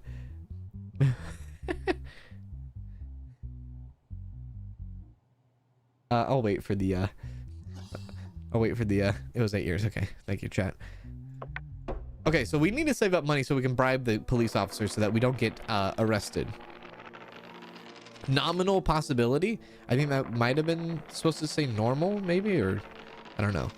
So I need to pay off the cop to lower our chance of being arrested. Got it. So yeah, our mental health is fine. If anything, we can like take a credit out next time we go to the ATM. In the dark of the night, your sleep is interrupted by the sound of knocking on the door. F. Go to the door? No. Hide in the closet. Look through the hole. Wait quietly. I mean, I look through the hole, dude. What the hell? You see a masked man? Open the door. Call the police. No, call the police. Or go back into your bedroom and get your gun, dude. Do I not have a gun on me? Do I not have a gun in my house? Someone's trying to intimidate me, I think. Interesting. Okay. What the hell is going on here? Just a normal day back at work? All right. What's the case here? Damage lawsuit filed by Brooklyn against the multinational company that develops and sells Loople consumer electronics. The defendant is Loople company. Plaintiff is Brooklyn. Burnt battery of a Loople brand. Is this supposed to be like an Apple brand? Apple brand phone that belongs to plaintiff. Recently, a person named Brooklyn purchased a mobile phone from the dealer of the Loople company. He claimed that during the period of use, his phone was not charged with an adapter other than its own charger. Wait a sec. I gotta see who's part of this real quick. Is this Brooklyn? Okay, that's Brooklyn. Continue. While using the phone while it was charging, the battery inside it exploded and caused physical damage around the right hand and face of Brooklyn Torres. Brooklyn was reported, who reported the situation to the Loople Authority authorized service, did not receive the response he expected and filed a lawsuit for compensation of $500,000. Okay, and then Brooklyn's statement is, exactly 2 months and 13 days ago, I went to the Loople dealer near my house to buy a phone. I bought a model I liked and started using the phone. During this time, while using the phone, I never charged it with anything other than the charger that came in the box. While I was charging the phone, its battery suddenly exploded, and in addition to the damage to my hand, parts of the phone also hit my face. Afterwards, I called the Loople authorized service and explained the situation, expected at least an apology, but it was not what I expected. They told me that this was a user error and hung up the phone on me, so I filed a lawsuit to demand my rights. Honestly, I'm on his side. Yeah, I'm on his side. Hello, Charlie Charms. How are you? Hello, welcome in.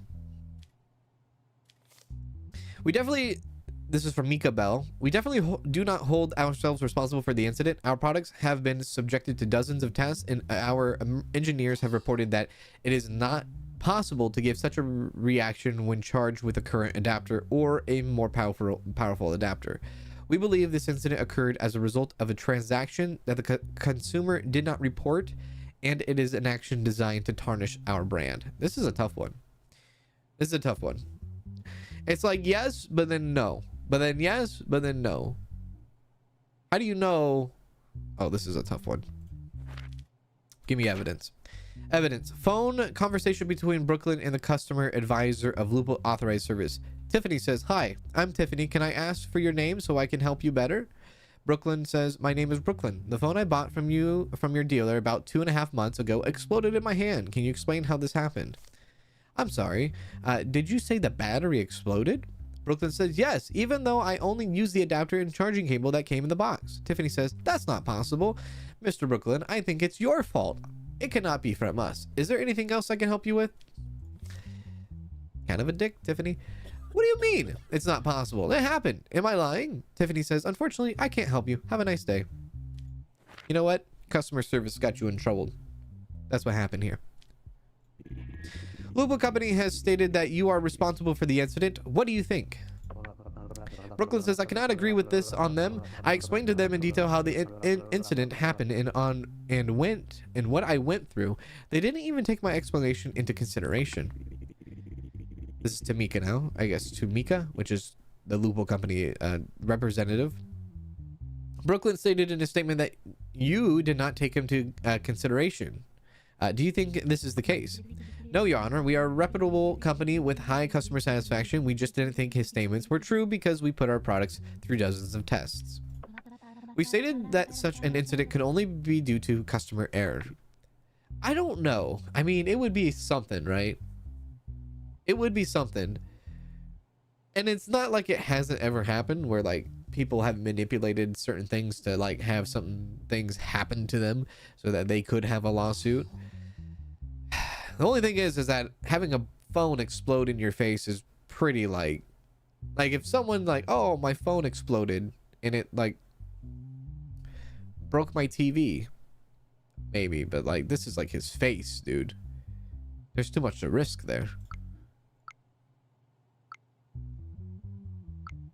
I think we have I think we have a decision here. The $500,000 compensation.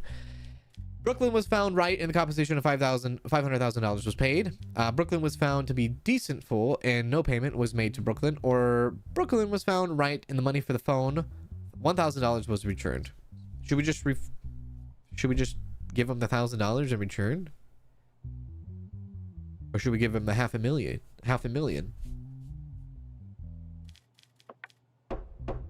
give him $500,000. I'll give it to him. Pain, suffering, mental trauma, all the above. Done. Yeah, done. Oh, damn it.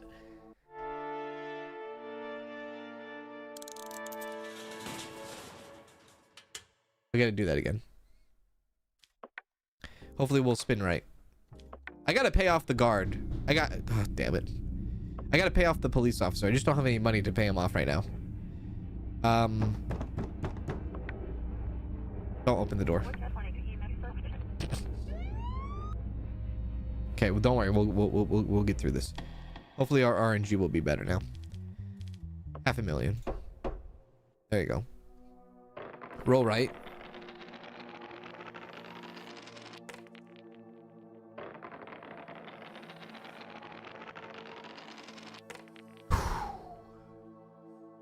Good. Honey, I'm home. Stop it. Next day.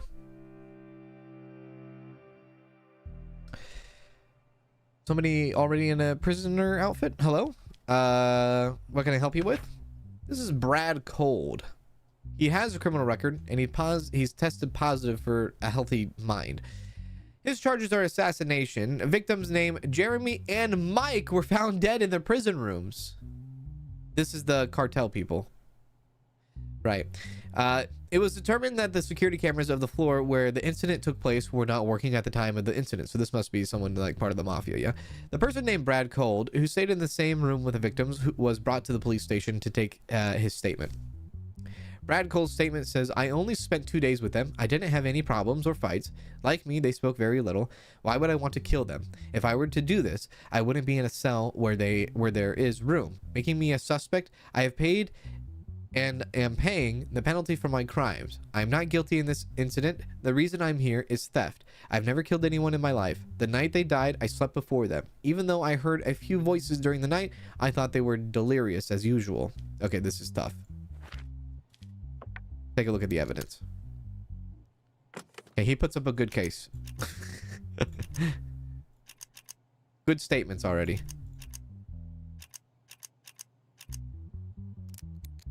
What do we have? 2 roses found on the bodies. How? 2 roses again? Who the hell's getting in the prison and doing that? Okay. Right. I got nothing. Ask some questions. I reviewed your statement. Although it makes sense, you are the only eyewitness at the scene. How do you explain? This is one of the prisons where prisoners are killed most, and it's often unknown who did it. Don't you think it's possible that the guards had a hand in this? You said you heard voices that night. Why didn't you get up and look? The first night I couldn't sleep until the morning because of the delirium. I woke up and looked at them every time they were delirious, but they seemed very calm. My sleep has been disturbed for the last 2 nights. I thought it was one of those nights where they were talking about as usual, and I didn't feel I need to wake up and look. Honestly, I think he's innocent.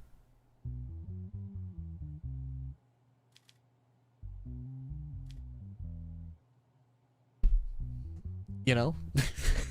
I think he's innocent, honestly. How much do I need to pay for this again? $750? Coward. Absolute coward. There's not enough evidence here. Probably a guard. Yeah. Not guilty. Thank you, Brad. We got $1,000 now. Hooray! Please don't go to jail. I need to get money so I can pay off the guard. Thank you. That's 4. Oh, bastards. Just let me through. I want to continue. I want to continue because I want to play so much. I want all the cases to come. I want the story to develop. I don't want to be arrested. Hi. Goodbye. We know he's innocent.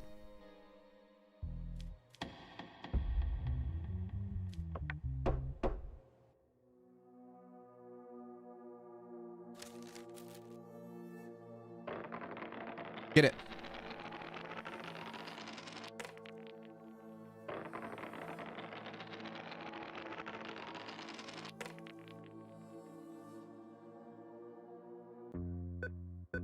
All right, we got to get maybe a line of credit out too. Withdraw. I mean, I don't know. $950. That's as much as we need for the thing doohickey for the bribe. We could probably get a little bit of credit options. $1,000 credit. Payment of this loan will take 4 weeks. Weekly payment of 3. No, I don't want to do that actually. Back out. All right, daughter, you're not going to get anything this week. I'm sorry. Your daughter wants a smartphone from you as a birthday gift. The price is $700. The price is $700. Do you accept? Sorry, sweetheart, but not this time. I got to pay off a police officer. I'm sorry. I'm so sorry. I'm sorry. Terribly sorry. Okay, week 6, case 1. First things first, let me pay this son of a gun. Yes, bring it down 25%. I know someone who is perfect for this job. I will make the necessary adjustments. Thank you. So now we're down to 15% on arrest, 25% on being assassinated. Okay, what do we have here today? Case subject, Sally John Morgan sued his tenant Daisy Taylor to evict her for not paying her rent on time. Legal action has been taken against Daisy by Sally for being 3 months late with her rent. The host, Sally, says the tenant is in breach of the tenancy agreement. The host demands that the tenant vacate the property and pay the debts owed by the tenant with interest. My tenant has not paid me a single penny for 3 months. Even though I warn him many times, he keeps stalling. As if this were not enough, they constantly bring their friends to the house and make noise that disturbs the neighbors. I brought my neighbor who lives downstairs as a witness so that you can believe me on this matter. Witness is Charles, I guess. Whatever Mr. Morgan says is true. Okay, terrible witness. Actually, maybe the greatest witness of all time. Daisy says, it is true that I have not been able to pay the landlord for a while, but I had to quit my job. you had to quit your job, and I can't afford to pay right now. I told him that it was not an arbitrary situation, and that I would pay him when I received my unemployment benefit. However, he is trying to get me kicked out of the house somehow. It's a complete lie that we make too much noise with my friends. Since my downstairs neighbors is a tenant of Mr. Morgan, he obeys his orders. Now, I don't know how it works with unemployment. I don't know if you quit your job if you get unemployment. I don't know if that's how that works. So, a very scummy thing that actually happened that we know of during COVID. So during COVID there was a, like 2020, there was the thing where they did, I forgot what it was called, but it was like the state of emergency thing where they made it so that landlords couldn't evict tenants. And it went on for like, they couldn't, like if they didn't pay rent, you were not allowed to evict tenants for like 3 months, 6 months, 12 months, 18 months of not paying rent. And so there was people that took advantage of that.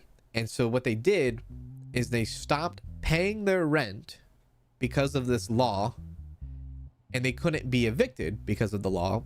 And so they stopped paying their rent, and instead, through the 3, 6, 12, 18 months, they took all of that rent money that they were supposed to pay to the landlord and instead invested it into buying property elsewhere, if that makes any sense. This has nothing to do with that, but I just figured I'd tell you a story. Anyways, so I just don't know how like quitting a job and getting unemployment benefits, if it's true and you can, why would it take 3 months though? I don't think it takes 3 months, right? Maybe I'm wrong. I don't know. I'm not sure. Yeah. Mr. Morgan, is it true that Charles Goodman, your downstairs neighbor, whom you called as a witness, is your tenant? That's true, Your Honor, but I don't understand its relevance. I kind of agree. Mr. Goodman, is it true that your upstairs neighbor and her friends make so much noise that they disturb you? Sound? Noises? Oh, yes, I remember. Normally, coasts. What the hell? The voices are echoing in my ears. The smell of gunpowder and the sound of bullet casings. What are you talking about? AC. What? A. Chew. Could you please answer the question, Mr. Goodman? Whatever Mr. Morgan says is true. Miss Taylor, you said in your statement that your landlord tried to get you evicted. Why do you think that is? He is trying to evict me and raise the rent, but he can't do this because we have a contract. Normally, I would never miss my rent, but this getting fired thing. Wait, fired? Okay, she's wrong. She's wrong. She's wrong. What she just said in her statement don't line up. She said she quit her job, but now she said she got fired. It was unfortunate for me. This played into his hands.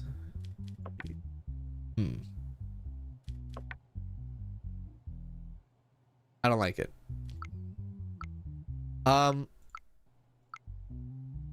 Yeah. She doesn't make sense. And I don't know what the guilty is for this. Honestly, she has to pay. You're in agreement, you have to pay. We know what it is. Tenant Daisy is to vacate the house and pay the remaining debt with interest. Not with interest. Tenant Daisy stays in the house until she finds a new house and her debt is postponed. No. Vacate the house and pay the remaining. I just don't like the with interest part. You're gone. With interest? Why with interest? Who the hell says with interest?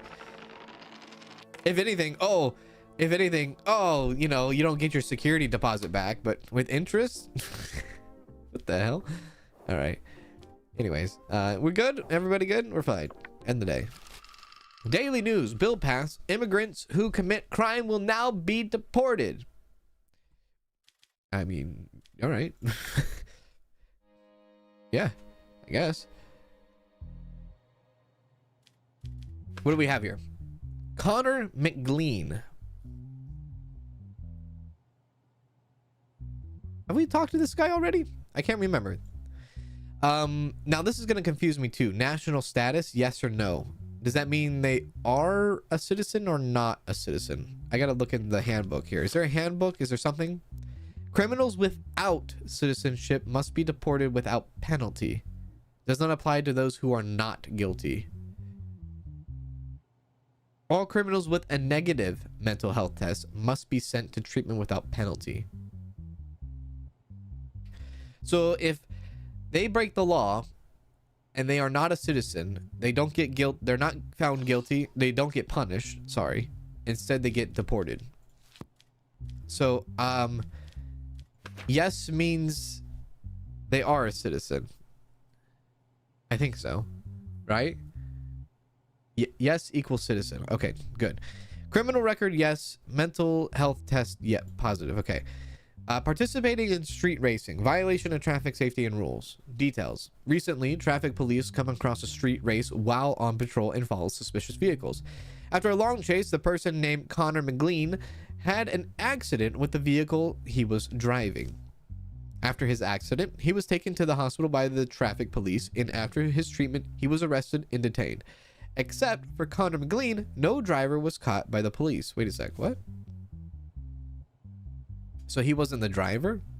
He was just the passenger? Crap. Connor says, first of all, I am not a street racer. I have no connection with other vehicles. I was just passing by in my sports car. Wait a sec. What? All I did was increase my speed to get away from other vehicles as soon as possible. My only crime is that I was speeding. It has nothing to do with racing. Hang on a sec. Except for Connor Mcleen, no driver was caught by the police.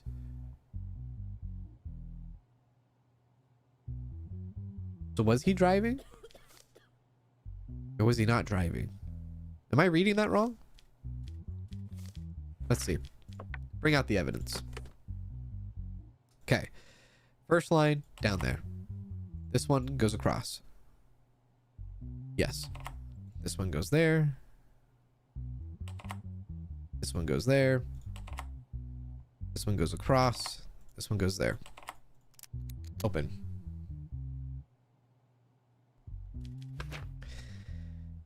Speed measurement, I don't do kilometers, of the vehicle used by the person. 224. No idea? Is that fast? Probably. The license plate belonging to the vehicle located in the trunk of the vehicle. 95KX33. Why would you put your license plate in the trunk? Unless you're trying to hide something, you frick. Question him. Mr. Mcleen, you stated in your statement that you are not a street racer. Why did you run away when police officers tried to stop you? Your Honor, I thought the police stopped me because I was speeding. I ran away to avoid a traffic ticket. You are just full of it, sir. You have been street racing in the past and got caught. Do you have any explanation about this?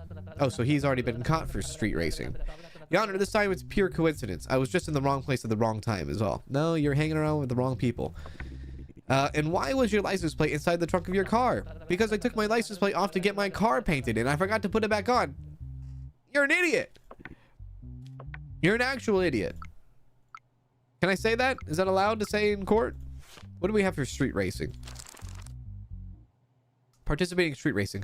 $5,000 fine or aggravated sentence of 2 years. I guess he's just going to get a fine for street racing. You have to get a fine for street racing and you have to pay to get your car out of, you know, like a pound. $5,000.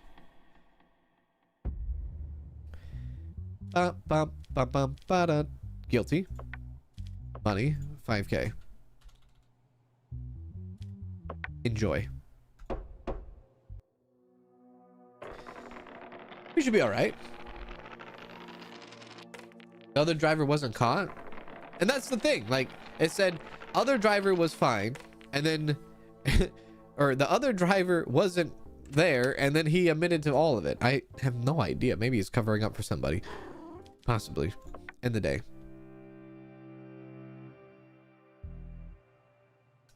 Let's see. Hello. Adrien Bowen. He is not a citizen. He is not a citizen. He has no criminal record. And he's tested positive for mental health. Adrien Bowen, 42. Extortion. Wow, that's a hell of a thing to do with no criminal record. Detail says Helen Lona's mobile phone was stolen while she was walking on 23 Victorian Street. Victoriana. Camera footage of the place called Coffee Vic, located where the incident took place, was examined. In line with the investigation, it has been concluded that the person in the images is named Adrien Bowen. Adrien Bowen was detained by police for questioning while he was going to the market where he worked. Helen says, I was walking on 23 Victorian Street where I walked on certain days of the week, but that day I decided to walk in the opposite direction to the direction I normally walk. While everything was going well, someone suddenly took the phone from my hand. I couldn't even react because of the surprise and fear I felt at the time. After I put myself together, I asked for help from those around me. Adrien says, in the evening, I closed the daily gross market, where I work, and walk in the opposite direction of my house. My wife and I were constantly arguing due to financial concerns. Okay, there's a motive. And my children did not have much peace of mind. Because of these events, I was very confused and had difficulty thinking clearly. Suddenly, I saw the woman walking in front of me and noticed that she was carrying a phone in her hand. The phone looked very luxurious and expensive. What the hell is your problem, sir? Because of the difficulties I was experiencing, this phone seemed like a very attractive opportunity to me. I thought that if I could sell it, I could at least alleviate financial concerns a little. Without any plan, I reflexively, that's wow, grabbed the phone from the woman's hand and started running. Afterwards, I turned off the phone, put it in my pocket, and went home. I'm still trying to figure out where the extortion comes in. What the hell? I mean, he's admitting to his crimes.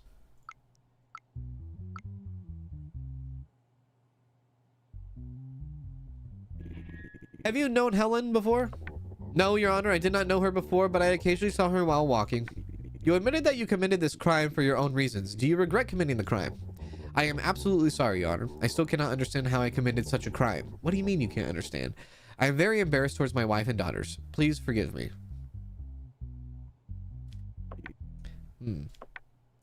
Look, we all go through financial problems at some state in our life. It doesn't mean... It doesn't give us an excuse to tear apart other people's lives.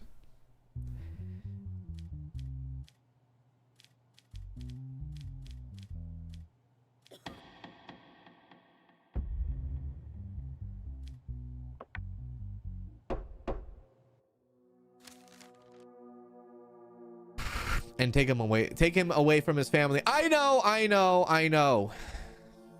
But the law is upheld in this case.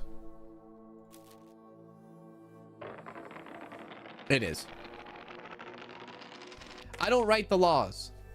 I'm a judge. I just enforce them. That's it. That's it. Yeah. I don't know where the extortion part came in though.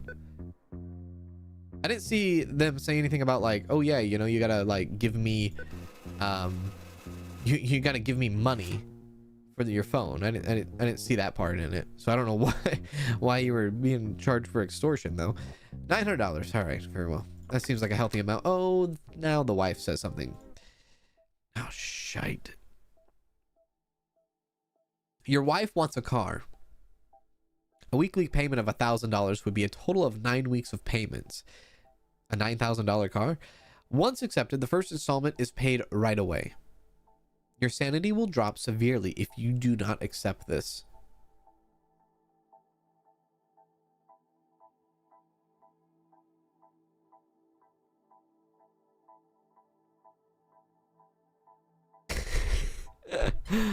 Well, I don't have $1,000 in my wallet. I'm gonna have to deny her. I don't have $1,000, right? Once accepted, the first installment is paid right away. I have $900. I have to deny this and go drink away my problems. Where's my mental health? 25%. Looks like I'm going to the bar. Give me some whiskey. $30. I accept. $30 whiskey. Wait a sec. What? Give me another one. Give me another one. Give me another one. I just spent $150 on 4 whiskeys. Breaking news, bomb attack on the parliament. The Sicilia cartel carried out a bomb attack on the parliament building. 19 civilians lost their lives and 2 members of the parliament were injured. The leader of the cartel was caught. Execution. After the attack, law of execution was accepted. Those who are on trial for terrorism and other severe crimes will be executed. Yeah, I mean, sure.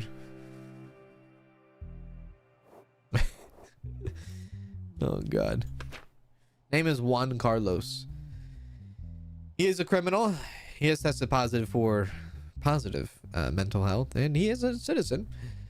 Charges is terrorism, taking part in organized criminal activities.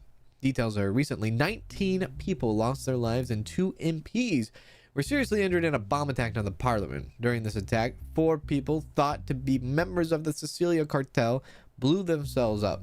God damn. And as a result of extensive searches, 10 people thought to be members of the Sicilia cartel were caught. A few of the cartel members became confessors in the cases in which they were tried. They disclosed the identity of Juan Carlos, the manager of the cartel and the planner of the bomb attack. As a result of the operations, the person named Juan Carlos was caught in a forest house outside the city. Honestly, send them to Guantanamo.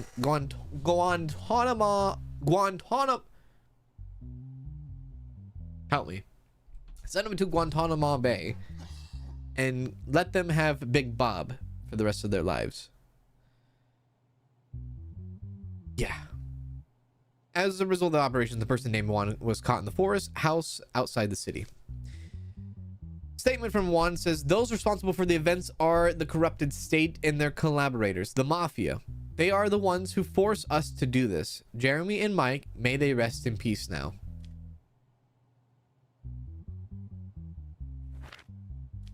I hate it. I hate all of it. Photo fits? A photo fit of the cartel leader drawn by confessing cartel members. I mean, that's him. That's so him, right? Hell yeah. What is this? Voice recording found on Juan Carlos's phone. Yes, sir, I'm listening to you, says the cartel member. Juan Carlos says, go and destroy that parliament. Oh, dude, he's so guilty. Sir, don't you think this would be suicide?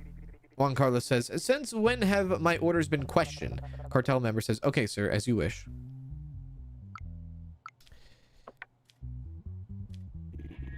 Do you regret having caused such a damaging event to our country? No, I'm just sorry that I couldn't give all the statesmen what they deserve. All right. If you give solid information about the mafia you mentioned in your statement, we can take care of them after you. Will you cooperate? No, I don't think so. But you should know that it is obvious that high-ranking statesmen are corrupt. Okay. Very well. Well.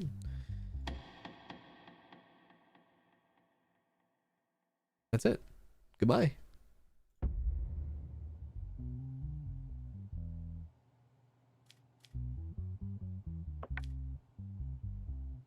I mean, it's pretty. Ah!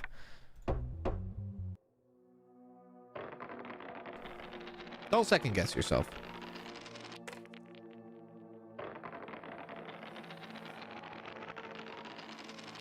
Those 19 people didn't ask for any of this. 19 families destroyed. Yeah. Let's go to work. Robin Hudson and Henry William. This looks like a civil case. The case subject is filing a compensation lawsuit against Robin, who caused Henry to have a traffic incident. Henry was allegedly pushed into the barriers by Robin while he was riding his motorcycle in traffic, causing him to have an accident. After the accident, Henry remained in a coma for 42 days. Henry demands $250,000 from Robin as a material and moral compensation for the pain he has experienced. Honestly, I would have asked for more. My God. Henry's statement says, I was driving my motorcycle in traffic. I wanted to overtake the vehicle in front of me. She started to approach me while I was overtaking her. I got stuck in the barrier and suddenly lost the balance of the motorcycle and rolled over. The only thing I remember afterwards was that I was in great pain. I think she did this on purpose because she didn't even stop and help after she caused this. Robin's statement is, I was driving in my own lane in traffic. I was very stressed because I found out that my mother was hospitalized and I was trying to get to the hospital as soon as possible. My mother has cancer and her condition is serious. I didn't notice what was happening during the accident. The motorcycle must have been in my blind spot. I later learned that I was being taken to court. If I had noticed the accident, I would have definitely have stopped and helped. I did not violate any traffic rules. I don't think it's my fault. Honestly, listen, I think, yes, I think look, if your mom has cancer, you're going to the hospital, you're in a very much, in a state of like panic, and you're like, oh my God, I gotta get there. However, I think anybody driving a vehicle would know if they hit a motorcycle, sideswiped a motorcycle.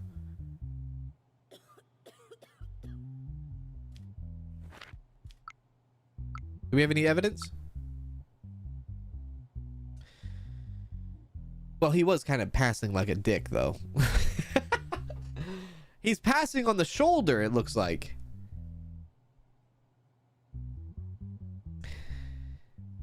I think they're both at fault here.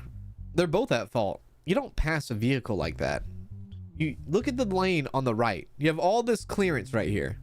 You have all this, unless what this is trying to portray is she's going into the next lane without looking. Okay, that's probably what it is. She's probably going into the next lane, not looking, and she hits the motorcycle, right? Okay, that makes more sense. That makes more sense. Passing on the inside, isn't that illegal? Okay, you live in the UK. Your inside is different from my inside. We have different insides. I think he was driving, and I think she was in the right lane. She was driving in the right lane. He was passing her, and as he was about to pass her, she didn't put her turn signal on. I think she just turned into the next lane and didn't see him and just hit him. I think that's what happened. Yeah. I think that's what happened. I don't think he's at fault. And I know it kind of looks weird, but I think that's what was supposed to happen. Let me reread that. Hang on. Let me just read his statement real quick one more time. Where did that go? His statement, what was his statement again? I was driving my motorcycle in traffic. I wanted to overtake the vehicle in front of me, which would be going to the left side. She started to approach me while I was overtaking her, which would be on the left side. I got stuck in the barrier and suddenly lost the balance of the motorcycle and rolled over. The only thing I remember afterwards was that I was in great pain. Okay, let's go back to her. I didn't notice what was happening during the accident. The motorcycle must have been in my blind spot. I later learned that I was being taken to the court. Oh, well, none of them really talk about lane changing now, do they? It's hard to tell. Yeah. It's hard to tell. But that's why you don't drive motorcycles, children. I know, like, it's really cool when you're 19 years old and you want to, like, get a motorcycle, but, like, they're kind of deadly. Danielle won't let me get a motorcycle. I said, can I get a motorcycle? My friends have motorcycles. She says, no, you'll kill yourself. And I'm like,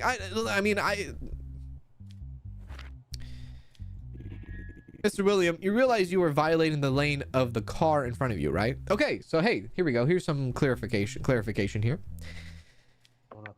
Your Honor, I even honked my horn before she overtook. There's no way she didn't see me. What upsets me is that she could have killed me, but she chose to flee at the time of the incident. Mrs. Hudson, it is highly unlikely that you did not notice a motorcycle list in your left rear view mirror at the time of the incident. Didn't you at least hear a sound? Your Honor, at the moment, I was totally thinking about my mother. I was in the left lane, so I didn't need to look in the left mirror and didn't hear the sounds because the windows were closed. Okay, this paints the picture perfectly. So he was passing on the shoulder, which is not good. He should have passed on the right side. Even though you're not supposed to pass on the right side, at least here in the States. You're not supposed to pass on the right side, but that's what he should have done. Okay. Well, I think they're both at fault. Yeah. Grant Henry Williams' request for $250,000 in compensation, or deny Henry Williams' claim for $250,000 in damages. Okay, this is a tough one though. Why is it tough? Because the man spent 42 days in a coma. Do you think if she would have stopped, pulled off to the side, helped him, called the police, called the ambulance, called the emergency services, he would have not been in a coma? I don't know, man. $250,000 doesn't sound a lot, especially if you know, if you were 42 days in a coma. Could you imagine that hospital bill? Honestly, insurance should be taking care of this. That's where I stand. I think insurance should be taking care of this. Not like, oh, that's a tough one, man. That's a tough one. There's so many ways that you could go about this. Like, she pays $250,000 or he's out $250,000. Honestly, what I'm gonna say is I probably will make it the fault of the motorcycle list. I don't agree with what she did, but he wouldn't be in this situation if he didn't do illegal actions on the road with his motorcycle. He should have done the legal action with his motorcycle, because that's how he got a motorcycle's license to begin with. So he knows the rules, he knows the laws, and if he would have followed them right then and there, he wouldn't have had this situation. I think $250,000 for her is a lot of money to take from her. Plus, also, like, even though she did bad, they both did bad. So we deny. Deny. It's one of those things. It's for compensation, not medical expenses. Well, you have to think. Compensation is going to go towards medical expenses, especially if you live in the US. And you're going to go for lost, like, work time, too. But you shouldn't be in that situation anyways if you would have just followed the rules correctly, right? If you follow the traffic laws, you won't be in that situation. Next day. What the hell do we have going on here? Freaking glasses. Nathan Lake, who is not a criminal in the past, who is positive for mental health, and who is a citizen. He is charged with involuntary manslaughter. What the hell is his name? Baman Tai Jr.? The person named took his baby. What? Wait a sec. Timeout. What are we getting into here? Baman Tai Jr. The person named took his baby who was having difficulty breathing to the hospital. After the MRI, it was seen that there was a metal object in the body's stomach. Nathan Lake, the baby's doctor, said that the object should be removed surgically. The surgery was performed with the family's approval, and Nathan Lake stated to the family that the surgery went well. The baby experienced breathing difficulties sometime after after he was discharged, and died less than 24 hours later. As a result of the autopsy, a gauze that was forgotten during the surgery was found in the baby's stomach. I see. So he's the doctor. The autopsy report confirmed that the baby died as a result of forgotten gauze. Yeah, this is no go. Therapin, the baby's father, Bam Tai Jr., filed a complaint against Dr. Nathan Lake. Tai Jr. says, we realized that our baby was having difficulty breathing, and we went to the hospital. Nathan Lake, who was a doctor there, told us that an MRI was needed. After the MRI results, the doctor said that our baby had a metal object in his stomach and needed to be operated on immediately.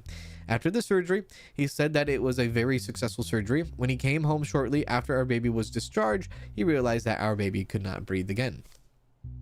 Ty Jr. also states, we tried to take him to the hospital again, but it was too late when we got there. I asked for an autopsy report because I was curious about the cause of death. I learned that the cause of death was the gauze left in our baby's stomach during the surgery, and I filed a complaint. Rightfully so.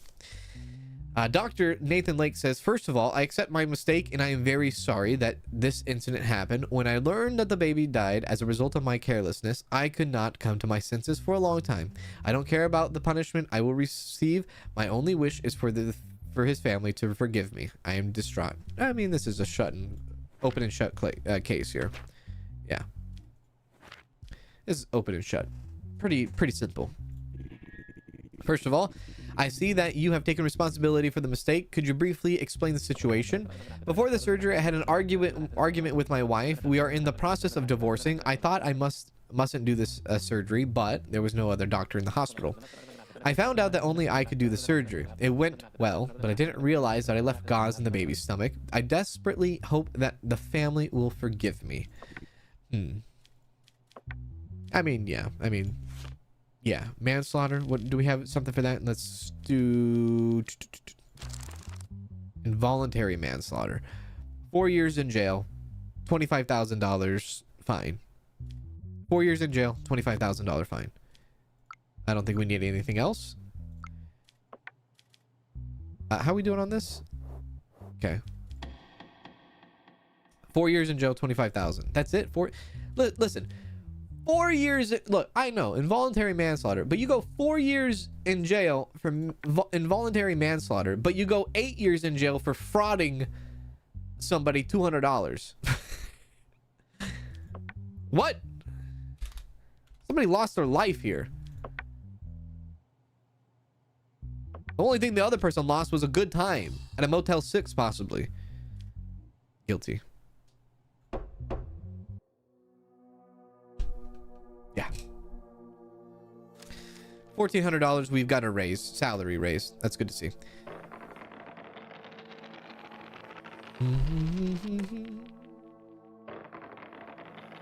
I thought medical malpractice is a separate case. It might probably be, but in the Banana Republic, no can do, I guess. Oh man. Now something like that, if that happened, like family would totally like also get compensated for that, like a lot. Like that, something like that happening, that could be like $1 to $5 to possibly $10 million in compensation for something like that happening. Withdraw. Thank you. I just don't want to get robbed. I got $1,600 in my pocket now. What do you want? Your wife complains that her household items constantly break down. She wants $1,000 for a new household item. Do you accept? Fine. You don't get a new Kia Telluride, but you can get a freaking Samsung that washer. I can live with that. I can't afford it because your daughter wants a $700 phone for her birthday, and your son wants $300 in clothes, and our rent is only $300, and I only get paid X amount of money a week. Next day. Week 8. What the hell is going on here? Is this the Joker? Holy hell. Right, okay. What do we have here? Mental health test is negative. All right. David Crane. They are a citizen. They have no criminal record in the past. This person is held for armed robbery. Recently, a person named David Crane entered the pharmacy where Mary Evan worked, pointed a gun at her, and demanded the money in the safe. Mary Evan gave the money in the safe to David Crane and then informed the police.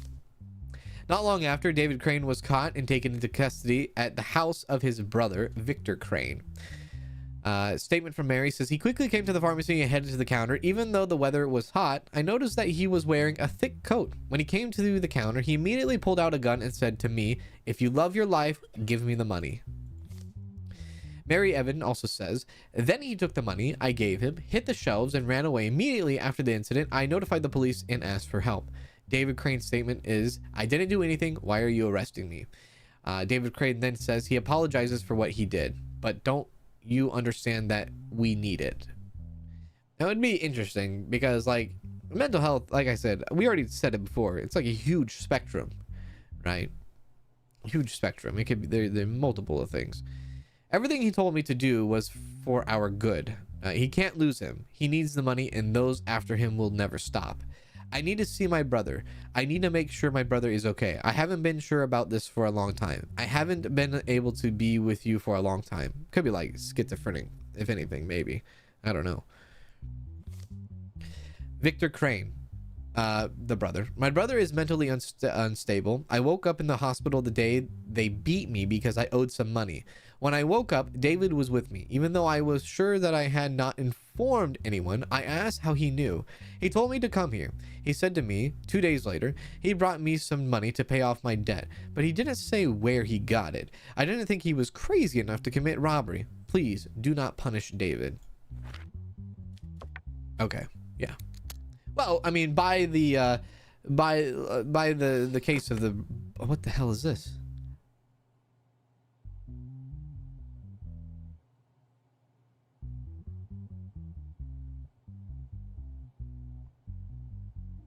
Hang on. Just give me a sec.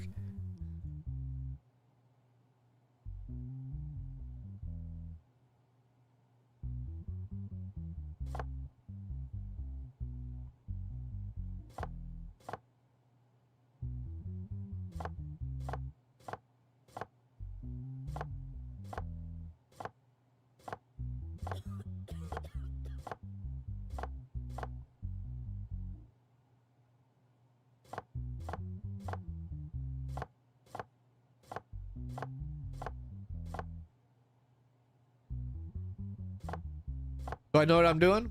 No. Am I guessing? Kind of. Oh, I see. Never mind. I know what I'm doing. I didn't see the things at the bottom. I know what I'm doing. Never mind. I'm good. I'm good. Oh, shit. I messed this up now, didn't I?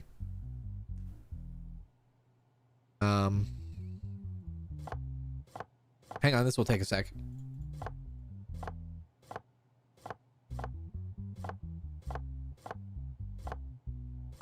Give me a moment.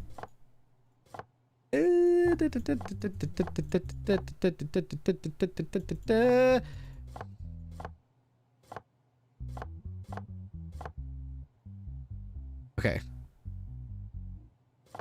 This one's intense, dude.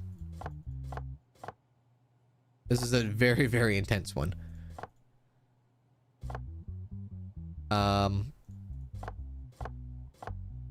Okay, I goes there. Okay.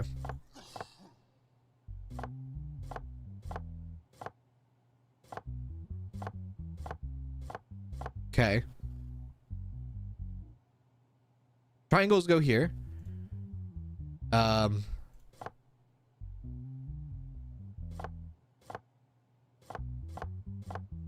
Okay.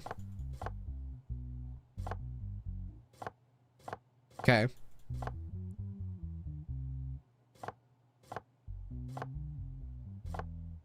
Okay, no. Back. You almost had it. Yeah.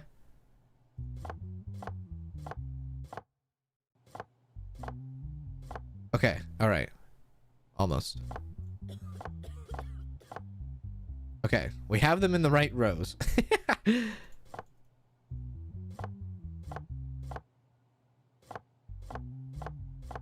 Did I do this right? Woo! The gun found in David Crane's coat when he was arrested. Mental health medication found in his coat. There is one digital evidence for this case.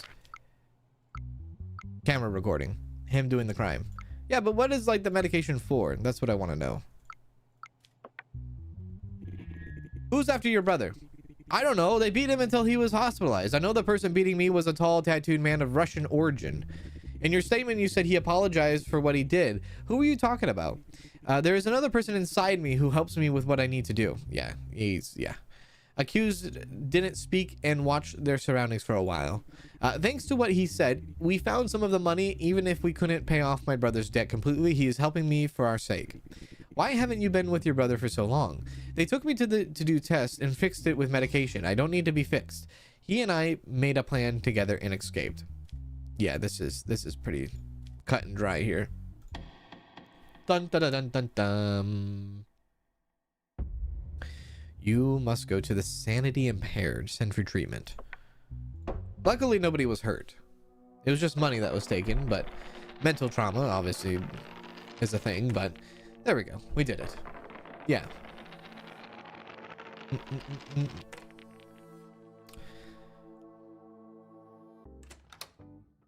How did we do? We good? We're good. Send it. Next one. Week 8. Okay, looks like a civil, some sort of civil. I see Ashley Cooper, Tommy Cooper, and JJ Richardson. Okay. Subject of the matter is Tommy Cooper, non-compliance with the contract with JJ Richardson, owner of the Holy Paper Publishing House. Defendant is Tommy Cooper and the plaintiff is JJ Richardson.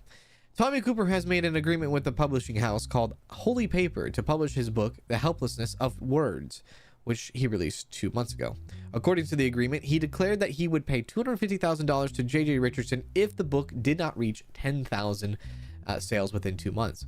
As of now, the book has sold 10,276 copies, but it has been proven by the publishing house that the book has received more than 300 copies on behalf of his sister, Ashley Cooper. Meddling. In this case, J.J. Richardson demands Tommy Cooper to pay his debt. Ashley Cooper, Tommy Cooper's sister, is the witness in this case. So Ashley bought 300 books to inflate the number to go past, what is it, 10,000? 10,000 copies so that they will be given $250,000. Is that wrong? Morally wrong? Is it legally wrong? I don't know. But it's kind of messed up. Invoice of the purchase of 300 books in the name of Ashley Cooper. The Helplessness Words, 300 pieces. Ashley Cooper, Holy Paper Publishing House. A debt agreement between Tommy Cooper and the owner of the publishing house. Yeah. Okay. Anything here? No. Right. Questions. Mr. Richardson ultimately sold 10,000 books. You didn't state in the contract that Ashley Cooper shouldn't buy the book, did you? We didn't specify, Your Honor, but this is pure fraud. If he did not make his sister, that should probably make. If he did not make his sister buy the book 300 times, it would not have exceeded the stated sales figure, which is true, but like, you know, Mr. Cooper, did your brother tell you to buy the book? Your Honor, my brother just informed me that his book is out. I wanted to buy the book in large quantities to support him and to give it as a gift to the people around me. I mean, true. I mean, you could suspect what their intentions were. At least her intentions were, right? But what if, let's just say, what if she bought 300 books and she donated them to like libraries or, you know, places around town, right? And she was trying to do good, but you know what I mean? Honestly, I think this is a contractual problem. I think they should get their $250,000. And I think next time JJ Richardson should specifically put in contract that the family or whoever they know cannot buy massive amounts of quantities, or at least they can buy massive amount of quantities of books, but the massive amount of quantities of books that is bought by the family does not reflect in the actual totality of the books sold per contract. I think this is a contractual issue. I think there's a loophole here, of course, but you got to make sure the contract is written correctly. So I think they will get $250,000, even though it's morally maybe wrong, but she could be donating the books. You can't really tell. Yeah.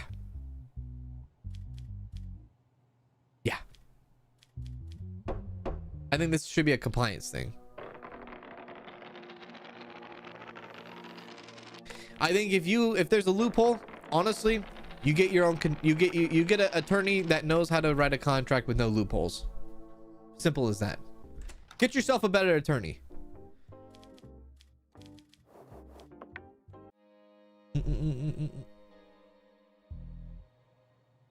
Oh, hello. Another inmate? What does this say? If Sergey Monry receives any punishment, know this. Judge, I will not show you the light of day. This is my first and only warning to you. Think right and make the right decision. Is your life shitty like everyone else, or is it worth living? Think well. I think the problem with that book contract thing is that you don't know the intentions, and it's impossible to prove the intentions of what like the sister was trying to do. She absolutely and probably was inflating the book sales, but you can't prove that, right? Or she could be really nice and she could be buying a bunch of books and donating them to like places all around town. So I think contractually, you just got to get yourself a better person to write out your contract so that there's no loopholes like that. I don't know if we should bend our knee to this envelope or this letter, but let's read the case first. This is Sergey Monry, male, has no criminal record, even though he's in jail, it looks like. He does test positive for mental health, and he is a citizen, right? Charges: assassination, high treason detail. Oh my god. Recently, a person named Merge Blitz was involved in an accident with her own vehicle and died at the scene. Merge, who completed her shift at a company called Lincop, set out to go home with her own car. While she was driving, a dump truck coming from the opposite lane crashed into the vehicle of the person named Merge. During the investigation carried out by the police arriving at the scene, a crowbar was found in Merge's vehicle. The driver of the pickup truck involved in the accident could not be found. The bag that should have been in the vehicle and containing important government information could not be found. As a result of the autopsy performed on the person named Merge, it was concluded that she did not die at the time of the accident and that she was killed with the help of a crowbar found at the scene. As a result of the detailed investigation, it was determined that the driver of the truck involved in the accident was a person named Sergey. As a result of a long efforts, the person named Sergey was caught and detained at the airport where he went to go abroad. Sergey's statement is, "I am not guilty. I went to the airport just to see my family who lives abroad. I have nothing to do with this incident. Please release me. I have no reason to commit this kind of crime. I can't even hurt an ant, let alone kill a person." Crack it. There we go. To that. To that. There. There. There and there. Let's see what we have. The crime tool, 212-1352. 212-1352. 212-1352. So obviously he did it. Let's ask some questions. Yeah. Why did you run away after the accident? In my fear and panic at the time of the incident, I wanted to flee the scene because I was not sure if the person in the vehicle was alive. So, why are you trying to flee abroad with the bag that was supposed to be in the vehicle? I found the bag next to the garbage container opposite of my house, and since it looked very nice, I wanted to take the bag to my family. So we know that he's did it. We know that he's guilty. The problem here is, do we go against what this letter says? This kind of threat, possible assassination to ourselves? Or do we not give in? And do we just say, you're guilty, and we be the best, right? Should we go against them? Probably.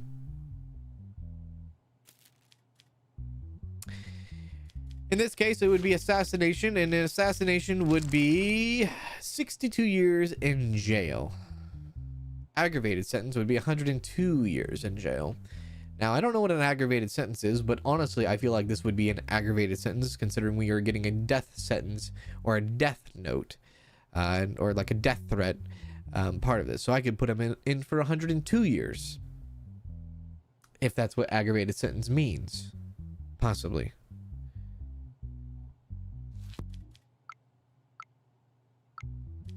Try to give him the full 102 years. Because I don't know if this comes from him or if this comes from somebody else. This doesn't come from him directly. How much was that? 62? Let's do it. I'll just give him the 62.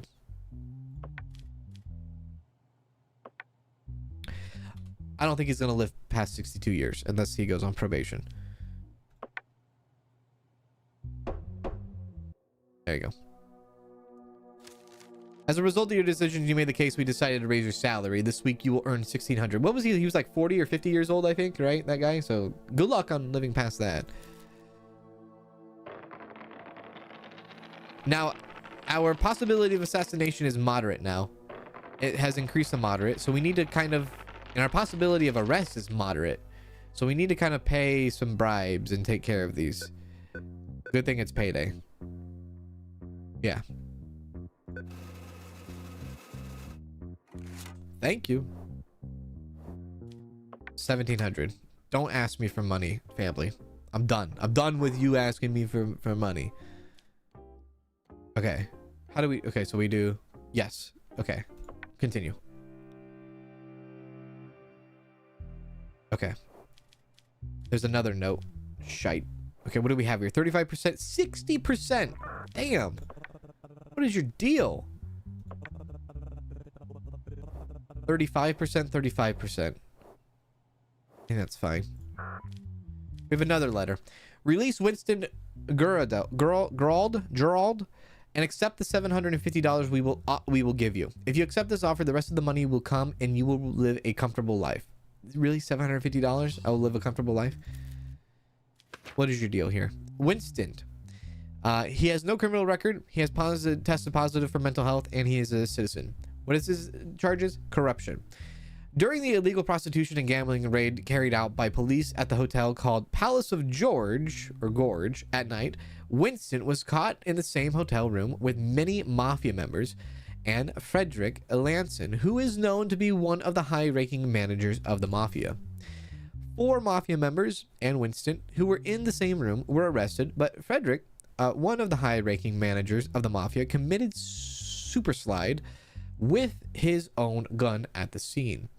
7 women, thought to be prostitutes, drugs, weapons, and $1 million worth of cash were seized in the hotel room. I don't know why, this is Winston's statement, I don't know why I'm in the hotel room. Yeah, you do. Earlier, I was drinking at the bar with a few friends, and we got quite drunk.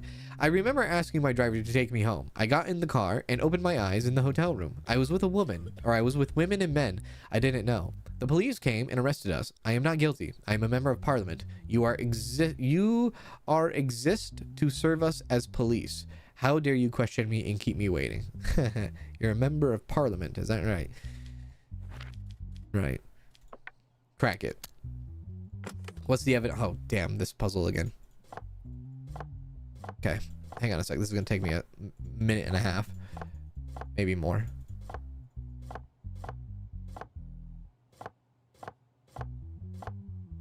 Okay, this takes full focus.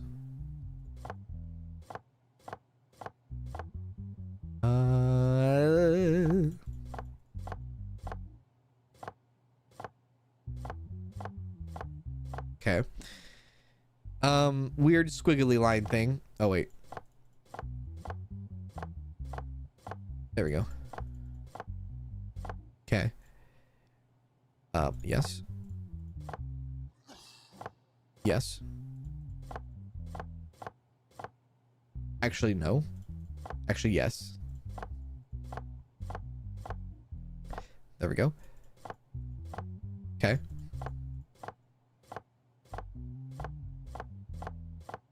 Okay.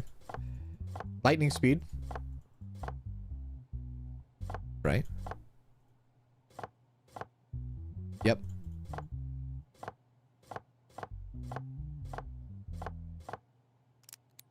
Love it. What was seized at the operation was numerous semi-automatic unlicensed pistols, 2 submachine guns, $1 million in cash. There is 1 digital evidence of the scene that looks like a bunch of ecstasy. Camera recording. Okay. CCTV of the moment the person got into the vehicle with a mafia member. So he knew he got it. Well, I mean, he says he doesn't, but yeah, we know this guy's guilty, dude. Question him. In your statement, you said that you were in the hotel against your will. Is that true? Yes, Your Honor. That must be a plot against me. When you left the bar, you were seen getting into the same car with a man you said you didn't know at the hotel. What can you say about this? This must be a trap set for me. I don't know anyone in that hotel. I am not guilty. I am someone who serves this country. You claim that you are serving the country, yet you try to use your position and scold the officer who is doing his duty during interrogation. Is this how the country should be served? That's true. I'm sorry, I was stressed and it was my first time being questioned. I couldn't help myself, Your Honor. I apologize to my police friend in front of you. Yeah, scum? Actually scum? So what is this? What would this be? This is under... What is this again? This is corruption? Corruption? Those convicted of terrorism, high treason, rape, and child abuse should be executed. Jesus. Damn. What was the corruption? All I want, I was just looking for corruption is all. Money laundering, bid rigging, match fixing, tax evasion, organized crime, prostitution activities. Kind of this, yeah. Taking part in organized. This what is this? Corruption. Violation of restrictions. No. Crime against the state. Treason, terrorism, corruption. There we go. I guess this is a corruption case, even though I don't really know. I guess maybe corruption, but they're really hanging with the people. Anyways, 10 years, $10 million fine. Yeah, all right. 10 years, 10 million. 10 years, 10 million. 10 years, 10 million.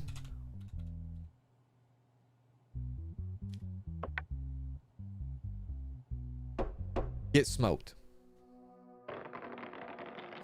I need to read the message that Deb sent. What was that? Let me see. In the accusation, sometimes there are 1 or 2 or 3 accusations, and giving a penalty as much as the sum of all of them can prevent the bar from increasing. In the accusation, sometimes there are 1, 2, or 3 accusations, and giving them a penalty as much as the sum of all of them can prevent the bar from increasing. Oh, I see. So it all depends. Okay. Okay. Very well. Okay. Very well. Very well. Interesting. Okay. I mean, yeah, I guess depending on punishment and you know, what are all the things that are being accused, right? Adding multiple charge. Okay. Yeah. All right. All right. I see. I see. Fight with corruption increases. The government announced that it would fight corruption to the end. The identity of the mafia leader still remains a mystery. Week 9. Send it. Oh God, what do we have here? So in this case, theft, apparently, for Oliver, who is, yes, a criminal, yes, on the mental health, and yes, a citizen. 3 years ago, a person named Oliver, who was at the scene of the theft incident in an alley on Mumby Street, wait, 3 years ago, was detained as a suspect and was sentenced to 6 years in prison in the trial. Recently, a theft incident occurred again, and the suspect was caught and taken into custody. Okay. As a result of the suspect's statements, he stated that Oliver took responsibility for the crime for which he was convicted and that he actually committed the crime. The person named Frank, who took responsibility for the incident, was brought to the police station to be questioned. Oliver says, "With the end of this month, I have completed my 3rd year in prison. I tried to explain that I was innocent from the very beginning. However, because I was at the scene at the time and became the center of the targets, I was sentenced to 6 years in prison. After all this time, I had the opportunity to redeem myself. I hope the process works correctly this time." Was he he wasn't accused, he was he what's it called? Falsely accused? Is that what it was? Frank I guess, says 3 years ago, I had my eye on a house on Mumby Street. I broke in through her window and stole some items and jewelry. As I was leaving, I heard a noise and thought the landlord saw me. I asked someone passing by to hold what I had in my hand, and I ran away. The man to whom I gave the materials was arrested before he realized what had happened. I was happy to be saved, but my conscience was troubled. Now that I've been caught, I have confessed this. You don't think they're conspiring together?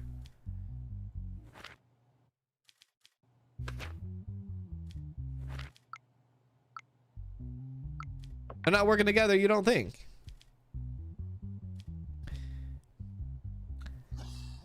So, in a nutshell, I guess years ago, this guy broke into a house, took the stuff out of the house, gave it to this guy. This guy had no idea what was going on. He held on to it. Police came, arrested this guy, sentenced him because he had the items on him. And then years later, this guy comes and confesses and says, oh no, that was me. You stated in your statement, this is a Frank, statement that you were responsible for burglary on Mumby Street 3 years ago. Is that true? Yes, Your Honor. I didn't want things to come to this point. I wish I had confessed before. You stated that you regretted putting this blame on Oliver, so why didn't you come and confess earlier?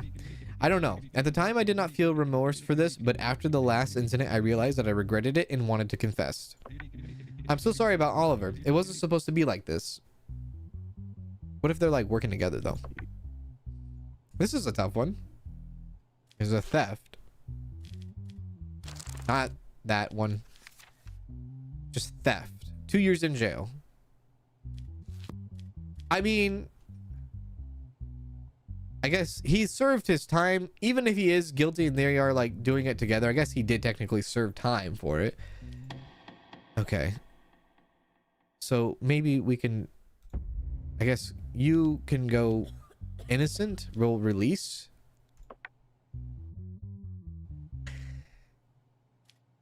Wait. Frank. Wait. Timeout. Timeout.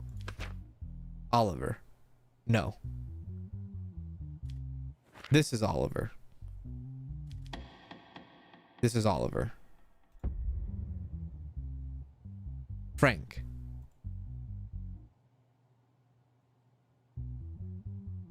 I'm a little confused.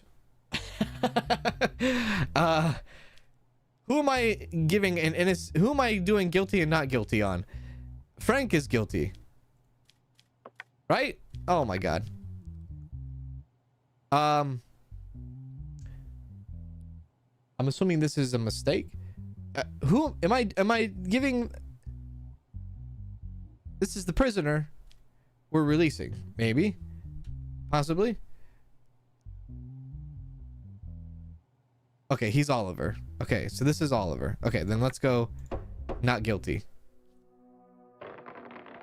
If it's Oliver, then we'll release him. Whatever. It's fine. Oh! Yeah, blow my brains out. Ay, ay, ay. You've been assassinated. I've been ass-inated. All right. Don't worry, we got this. Apparently, we need to, you know, tone it down a bit. Request a special guard. Lowers the assassination. How much? $750? I'll pay it. Okay, back to this. Oliver is innocent. Thank you.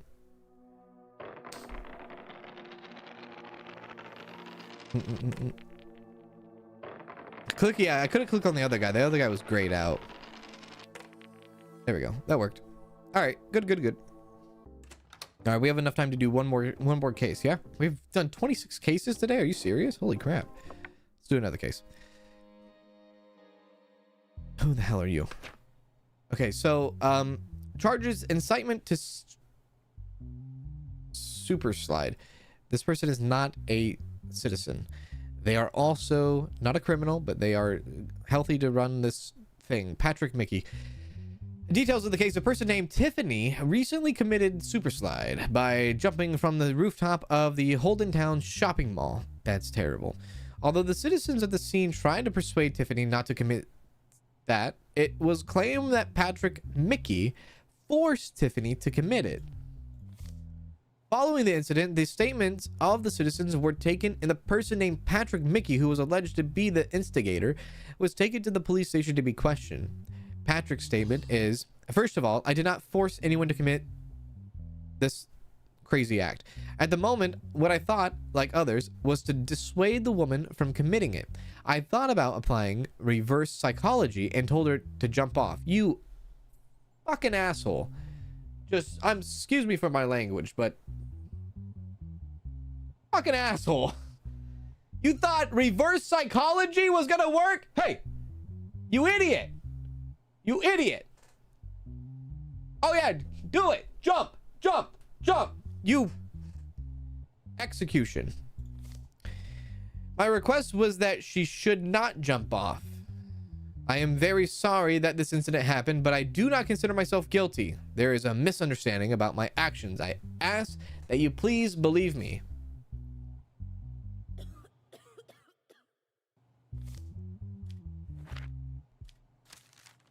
Patrick Mickey should be punished no matter what. He is responsible for the death of the person I love most in this life. If you do this, I'll give you $500.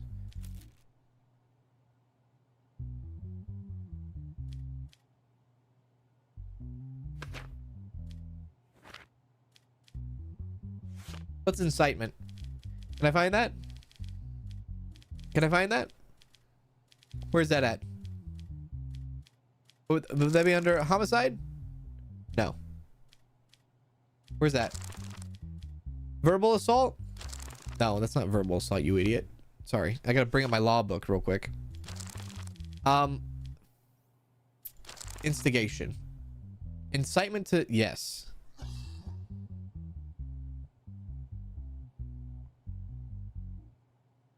This is weird. This is a weird case. Could you imagine, like, somebody trying to use reverse psychology? First of all, question. Are you a psychologist? No. Are you a trained profession for emergency situations? No. Therefore, get the hell out of Dodge. Get on with yourself. 4 years for being an idiot. Seems good enough. In your statement, you said that you didn't want Tiffany to commit this act and you argued that you intended to use reverse psychology. Have you received training on this before to apply such psychology? Exactly my point. Your Honor, the reason I did that was because I saw a scene in a cop show. You son of a gun. I was watching. I thought at the time that this might work. But it wasn't what I expected. After all, it wasn't my fault that the woman was up there. So do you live your life according to the scenes you see on TV? Of course not. Well, you did, actually. Like I said at the time, I thought it might work. It didn't work out the way I expected. I'm sorry about that. Now, he's not a citizen, so this is not like a crime punishment. I think this is a deportation, right? Audio recorded at the scene of the incident by shopping center security. Eyewitnesses. No, don't jump. You're too young to die. Please don't do this to yourself. Stay away from the railings. Patrick says, jump! I don't think the world is a good place to live anyways. You frick. Sir, I'm sorry, but you're gonna get deported for incompetence.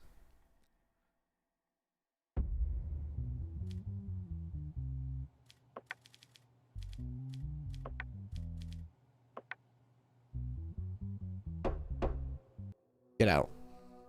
Get out. As a result, we decided to raise you. This week you will earn almost $2,000.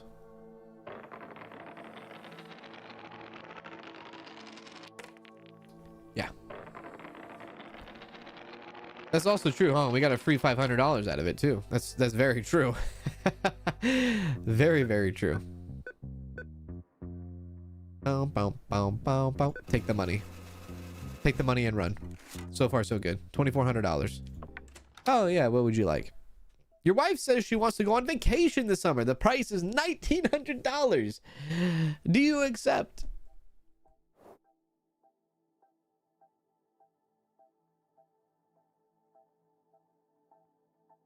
I can deny her and go drink myself.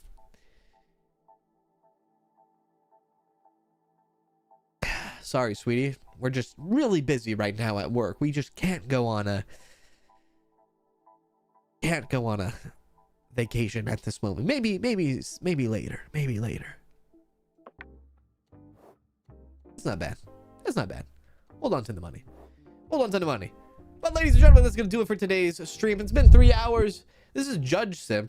Go ahead and add this game to your wish list. This is $7 USD.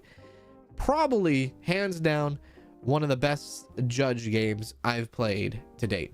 Yep, I will say it. I've played many other Judge games you know, Judge games, Judge Simulator kind of games. This one is the best one out there right now. Yeah, I believe it. I believe it so. Thank you all for hanging out with me today and watching this. This has been fun. If you want me to continue to play this game and continue with this play here, make sure to hit the like button before you leave. I would appreciate that. Also, big shout out to the devs for sending me a key so I can show this off to all of you. And like I said, go pick it up on Steam. Only $7 USD. And you can get yourself into trouble. Maybe be a good judge, maybe be a bad judge. Totally up to you. I'll be streaming again in the next hour. We will be playing another brand new game. So hopefully y'all see me then. The next game, we will be doing a giveaway as well. We'll be doing a giveaway in our next stream. So thank you all. You can follow me on Twitter, follow me on Instagram, and all that good stuff. I will talk to you all here very, very shortly. Thank you for all the subscribers, all the donations, super chats, and follows, and gifted memberships, and all that for today's stream. I appreciate all of you, and I will talk to you all soon. Big shout out to you, and enjoy. If I don't see you in the next one, do take care.